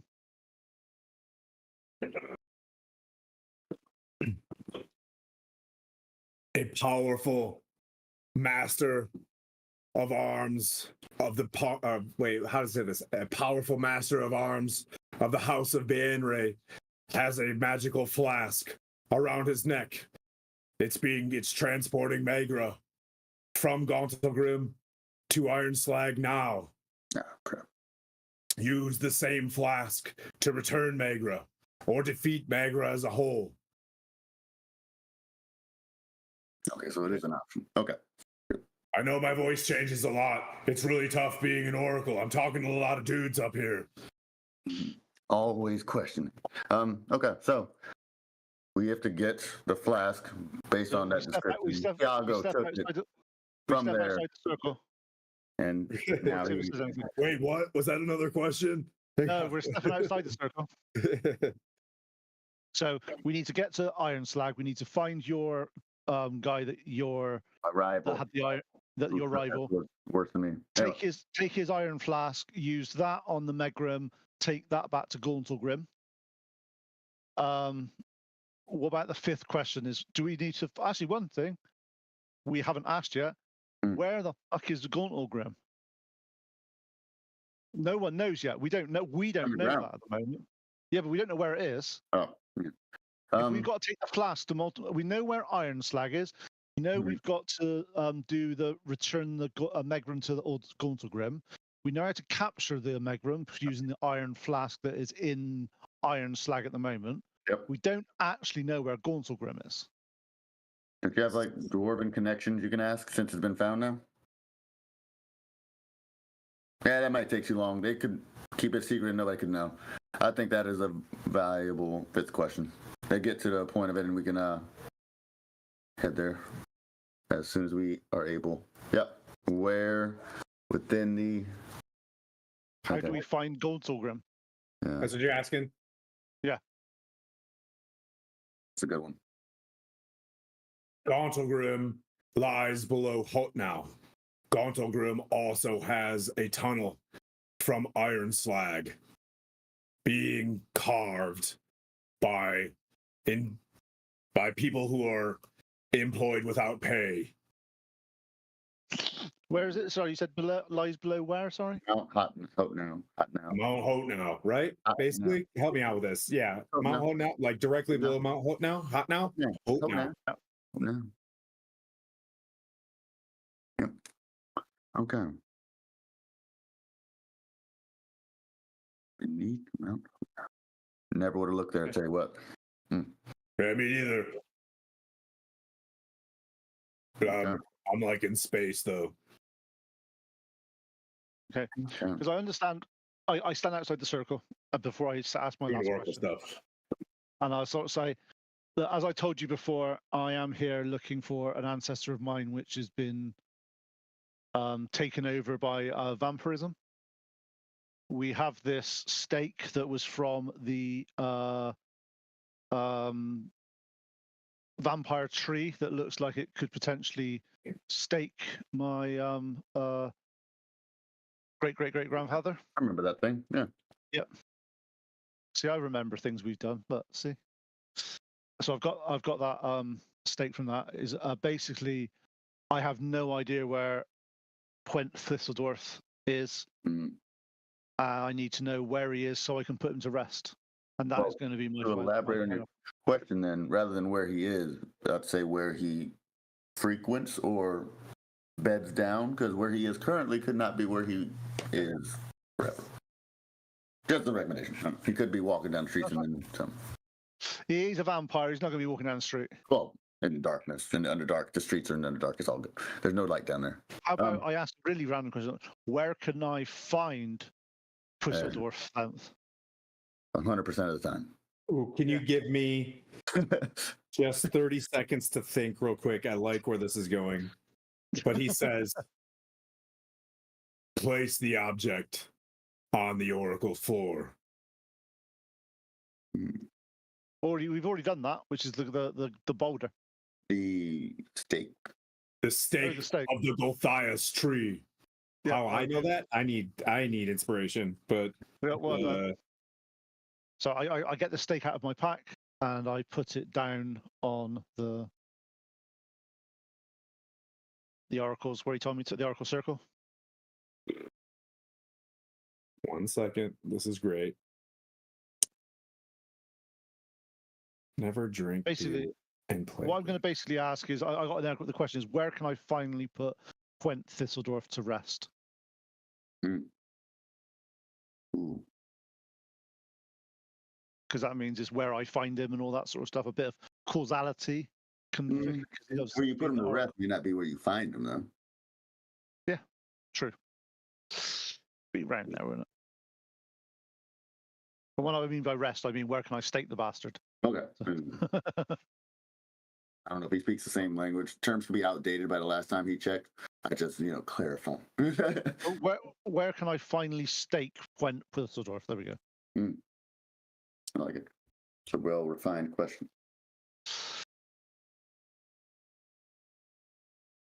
Obviously, when we write these down, that sixth one's not being put on the one outside. Because they don't need to know that. They being who, sir? We're basically leaving a note outside. Oh, okay. When you write down the stuff for yes, got it. Yeah. Of course. I've broken Tim. Sorry, Tim. It's okay. We wouldn't want them chasing after vampires ill-prepared. EXE has stopped working. No, it's good. So nice. You place it. As you sit there, the room takes it's got this purpley hue to it, right? As you can kind of see, but it takes a hue of grayish stone, bright, radiant, like magic in its fissures. As an anvil arrives, pops up underneath the stake. As the stake rises up, the same banging that you heard in your dream earlier, the tink, tink, tink to bang on top of this thing occurs as a flash happens and a symbol of Mordrin etches across the floor as this stake turns into a hammer, which is called, but you can look at it, before you, and it changes. The voice changes. Before you, Brent, is the hammer of runic focus. Bring back your grandfather, and he'll come to me in his own good time. Put this through his heart. Oof. That's gonna be tough. Blunt weapon. You just got to cave in his breastplate. I'll lend you my gloves. You'll be all right. I'm like, what? Wow. You feel like you were just talked to by Mordrin himself. Oh. As before you is the hammer of runic focus. Nice. I'm like, wow. I have a little look at it. I don't know what it does, so I'm gonna go. And You haven't got a cool weapon yet, have you? no. Here's your hammer. And since you're in an oracle and you're talking to the celestial body, but woof, the lights go out. All sources of light or just the question lights? As I look around. I'm like, oh, this is wow. All the lights in the room go out. Yeah, because that's the sixth question, is it not? I don't know if they had like ambient lighting. No, yeah. Yeah, that's the I mean, situation. yeah, but there's like a weird bluey glow of Agron, like, Okay. yeah, I'm still here. I turn to these guys and go, we better get out of this room. Yeah. The oracle looks so sad. I'll be like, well, you can come with. We got to go, restore the order. No, We got to go do until that. my father Blagothkus is killed, I'm stuck here. Well, we're out of questions, but if you want to tell me where he is, I'll try and help you out. But either way. Blagothkus lives, the last I know, he was in a place called Parnast on Skyreach Castle.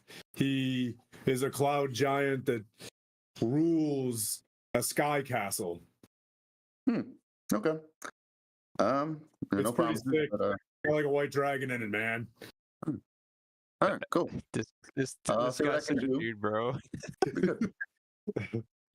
Legatus and Parnas on Skyreach Castle. Cool. We'll add it on our to-do list and try and let you know. Cool. Well, you'll know. You get Oracle there. You'll know. Yeah, I'll be here. You'll know as soon as it happens, or we fail in our attempt.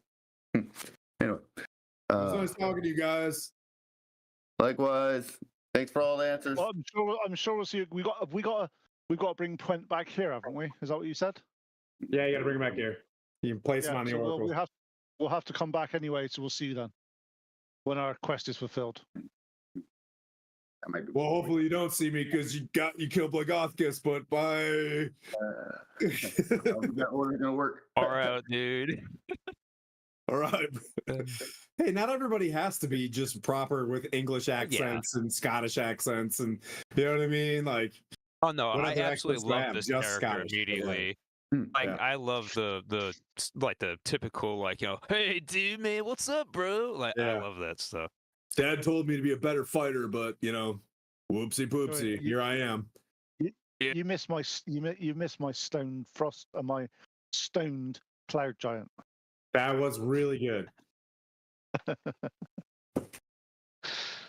Far out, man. To favor Yep. back. Yeah. You guys go through the Close. portal. Yep, exit the portal before it closes. Arshnag's on the other side. Like, I hope you guys got what you were looking for.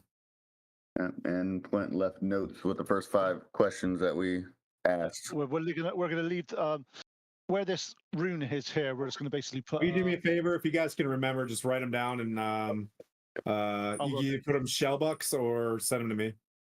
Or, no, leave them in your chat and I'll copy and paste them over. Cool. Okay. When the We have next our- party gets there. All right. Now we did the Oracle thing, and that's done. Should make sure there's no other This giant. hang on one thing.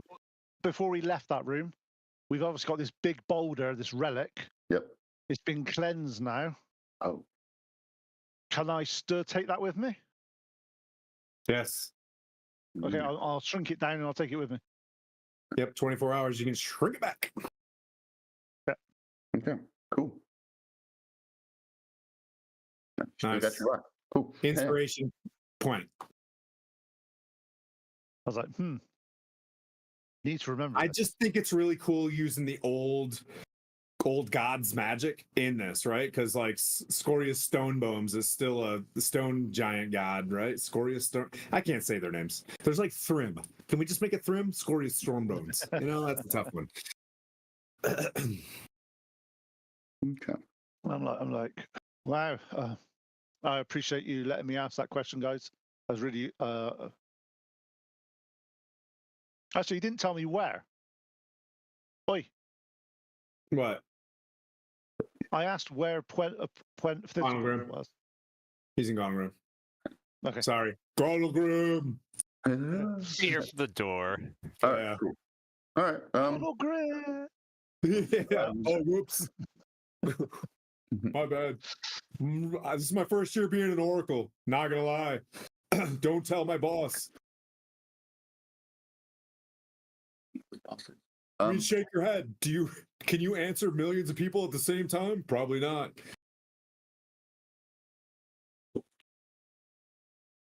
You guys I'm want to like, take my place? What are your credentials? I'm like, so it looks like we need to go to Iron Slag. All roads. Yeah. All over there. That sounds like the only like clear path currently at the moment for us. So we need to. So we need to find Iron Slag, which is to the east, through ice and snow. There's a mountain of yak folk.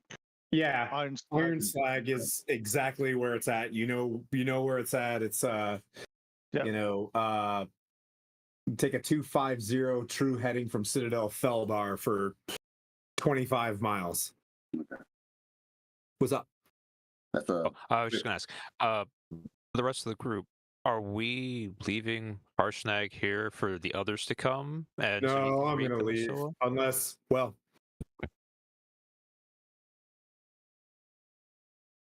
No, he's gonna stay. Yeah, I was going to Okay. stay for a little bit longer. I just figured I'd ask. What we're going to do on this little note, we're going to write the note and we're going to hide it under a I'll give location. it. He's like, I'll give it to the next party. If you want, I arrive. can leave it in a location. I can send them a sending stone message to tell them that this is how you get into the oracle. You use this, this, and this. And there's a note here with the questions we asked. Oh. Yeah. Who has the other sending stone? Oh, it's their team's party. Yes. Bork. Something that Blandina could not have done. Tell them the Rimraz is dead too, so they don't get scared and not come.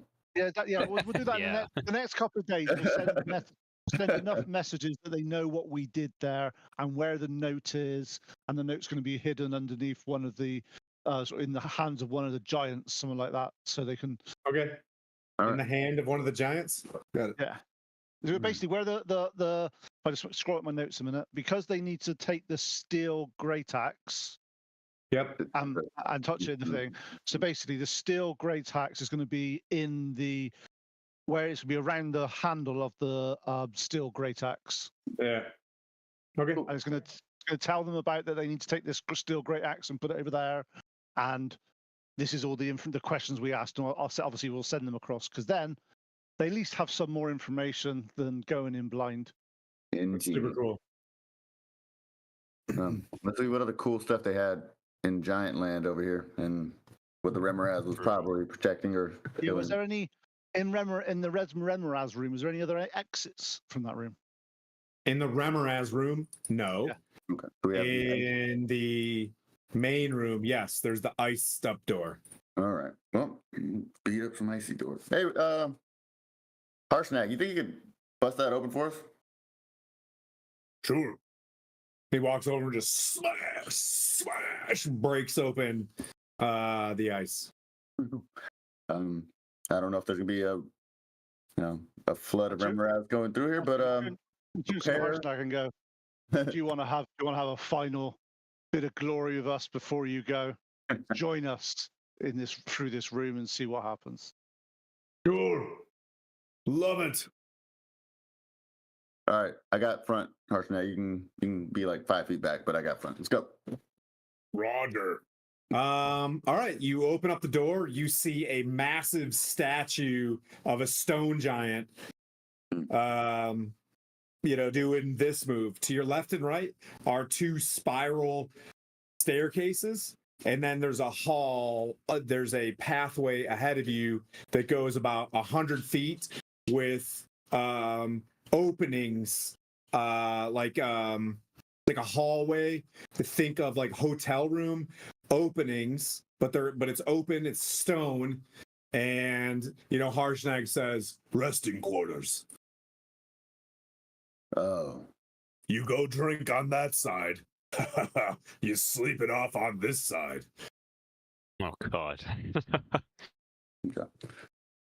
I have to take a moment and open up a map, I guess. But keep talking. I'll do theater of the mind while you're doing this.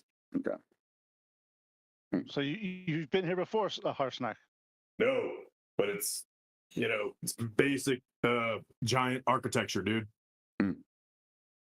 Okay.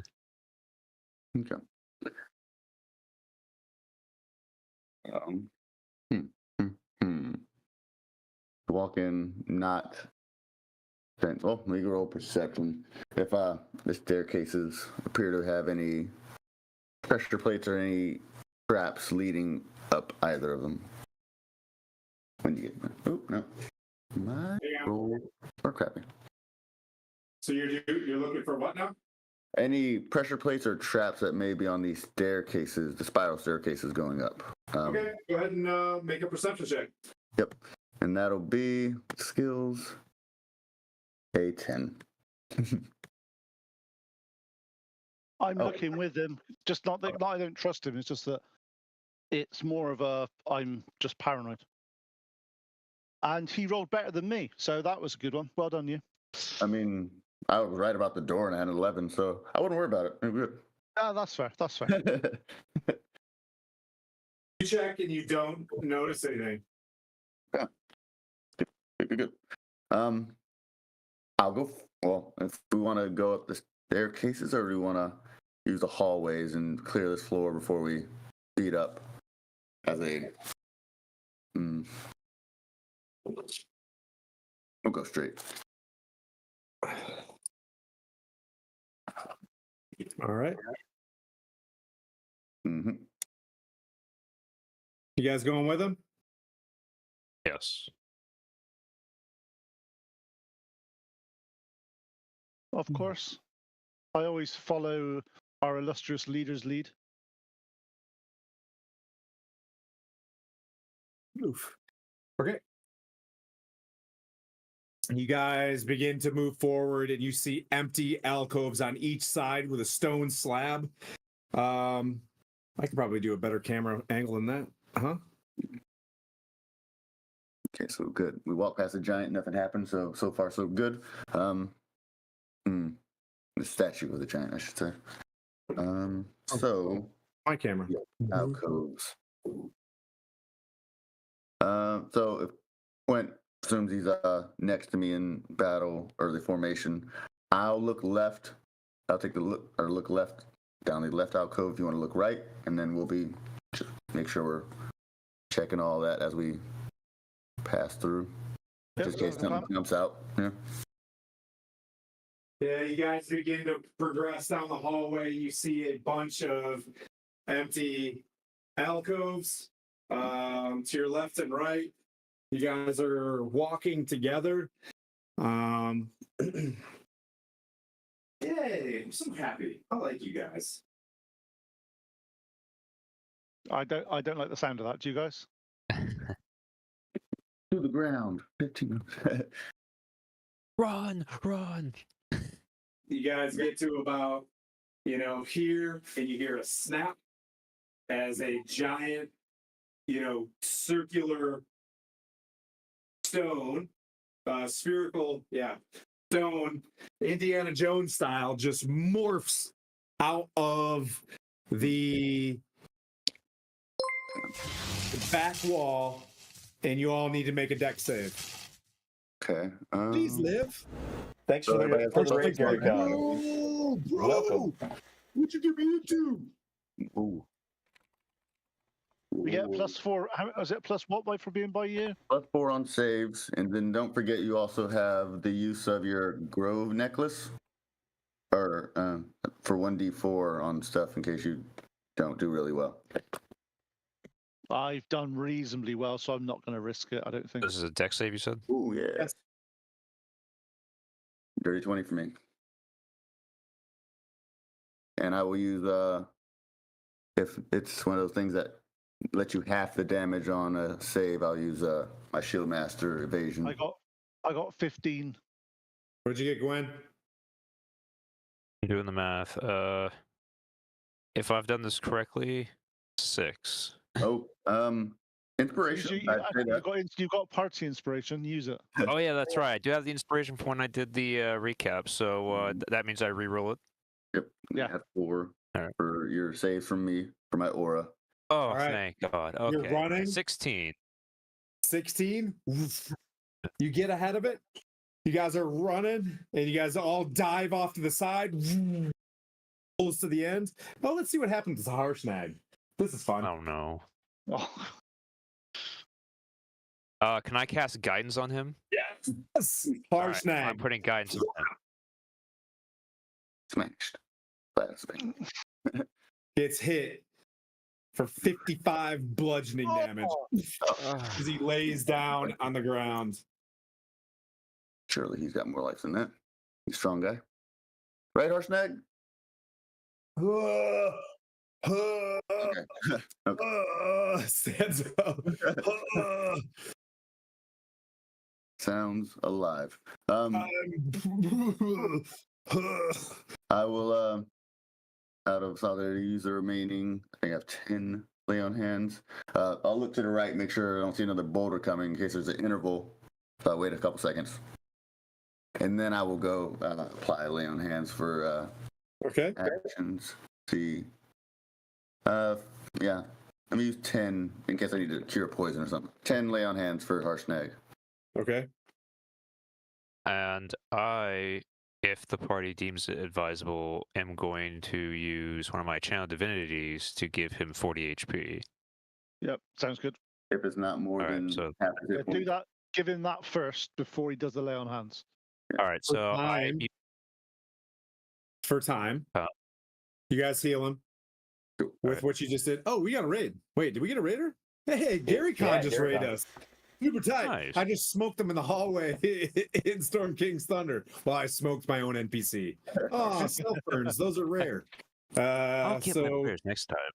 So since we're about to wrap it up, thank you guys so much for following us. Hey, if you feel it in your heart, the 988 charity is up there. If you don't have the squanch to hit the button to hit the charity, reach out to a friend and check on them. All right. And if you just want to feed my dopamine and all of ours, hit follow. But all right, so you guys all three of you make a quick perception check. Horrible things. Yeah. All right, there we go. Okay, 20. Hey, not this time. Wait, yeah, perception check. What'd you get? 0. Point. What'd you get? 21. Okay. Gwen, 17. Mirren. 18. All right. Point. We're gonna hold you to last. Mirren, you find stairs at the end of the hallway as well that go up. Gwen, you see the golem, the stone golem that is behind you, pushing the boulder back up slowly up the hallway. I But point that out. you get the sense that there's some left and right. You could it's just moving slowly up the hallway. Point, you see in the final back left alcove a hole in the wall that leads to a tunnel system. I call to these guys and go, right, let's get down this tunnel. There's stairs, though. There's like 3 sets of stairs. There's a golem putting the rock back. I don't want to be anywhere near the golem. Let's just get out. I think we might have to Fair break- point. We can break a golem. He's going to push the rock, and we might not dodge it this time. Well, you guys He's might not just dodge gonna it. set it up for the next I'll be- people. We got to come back. How are we going to get out? Got to kill the golem at some point. You always just want to hit things, Miran. Always just want to go and hit things. When I'm not within 10 fun. feet of you and you don't have +4 in your saving throws, you really wish that golem was gone. If he True. rolled that rock. Just saying, man. So, True. Which way do you guys want to go? Upstairs? Here's what I'll do. Or Based on your combined perceptions, 2 of you run upstairs. You find the same thing without a golem. Do you want to investigate upstairs? yeah, go for it. All right. Since you guys were brave enough to go this way, you do find you find a stitched leather sack on one of the beds. It looks like it was left behind a little while ago. You find some mundane items like a giant oar, a big elk's antler, just giant stuff, you know what I mean, in a bag. And you find a shard as well that you'll need to take a look at. But we're at time, right? So are you gonna continue? Are you gonna search this tunnel? We will do, but I probably can't do tonight. Yeah. Okay. So we'll leave you guys at that spot. We'll freeze you. And then we'll come back to you guys in a couple weeks as the rest of the parties move through here as well, which will be interesting. I'm assuming Wednesday, Blandina, these guys would have left because anything. So yeah, I'm assuming for your guys you're gonna move through something, and then I'm gonna have to just I'm just gonna have to get clever here if you guys are gonna remain in this place. That's interesting. I was hoping you guys would exit, but we'll see how this works. I don't know. Everybody It converging on the same spot. could be interesting to have Quint see Blandina and Salvatore just randomly. That's true. But I can't get point here on a Wednesday night. No, that's fair. That's fair. Yeah. All right, everybody. Thank you so much for being here. The DM will figure out how to do this. What's up? I want to see what their face when they get there and they realize that somebody's beat the Remoras. See, I'll just go back and use Revivify. You'd have to be up at 2 a.m., I think. Yeah, I know. It's not going to happen. Yeah. Replay the next. We'll sort it out. I'll come up with something clever. Well, thanks so much for raiding us, guys. I appreciate everybody being here. We'll be back on Thursday. No, it's actually Thursday night this week. So Plent will have to deal with potential, or DM Pete might have to deal with potential convergence. But thank you guys for showing up. And let's see who we're gonna take this raid to, so we can pass off the good vibes. Let's see who's up. Blue box. Ooh. Well, no, Dice Cream Sandwich raided us last time. Perfect. So let's give it back to them. All right. But thanks everybody for watching us, and be good. Take care of your friends. Reach out to someone this evening or whatever, and say hi and check on them. Give them some good vibes. And if you have the time, give yourself 30 minutes to be able to respond to some, you know what I mean, how their day is going and stuff like that. You might save a life. You never know. But have a great week. Thanks for being with us, and let's head to Dice Cream Sandwiches. Anybody else have anything else? Bye. Thank you guys so much for playing. Bye. Hope it was fun. You guys got a lot of cool toys. Bye, guys.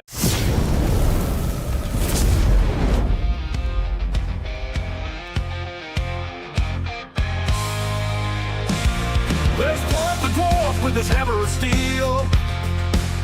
Down by the forge, he's never been one to kneel. Boulders come flying, he takes them on the chin, but he's tough as the iron, never gives in. The Divine Misfits ride again, through danger, fire, and pain. Holy waters their gain, but they in it for the fame.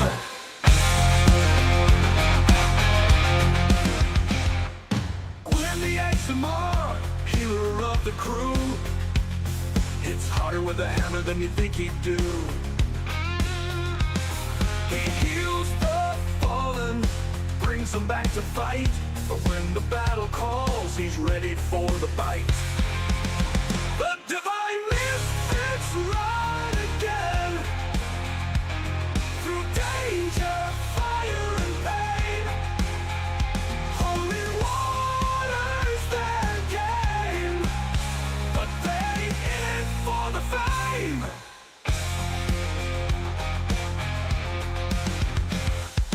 Mirror in the cloud, vengeance in his eyes, rushes headlong, never asking why. He's got a sword and a righteous plan, charging in the chaos like a one-man band. Oh, oh, oh, oh.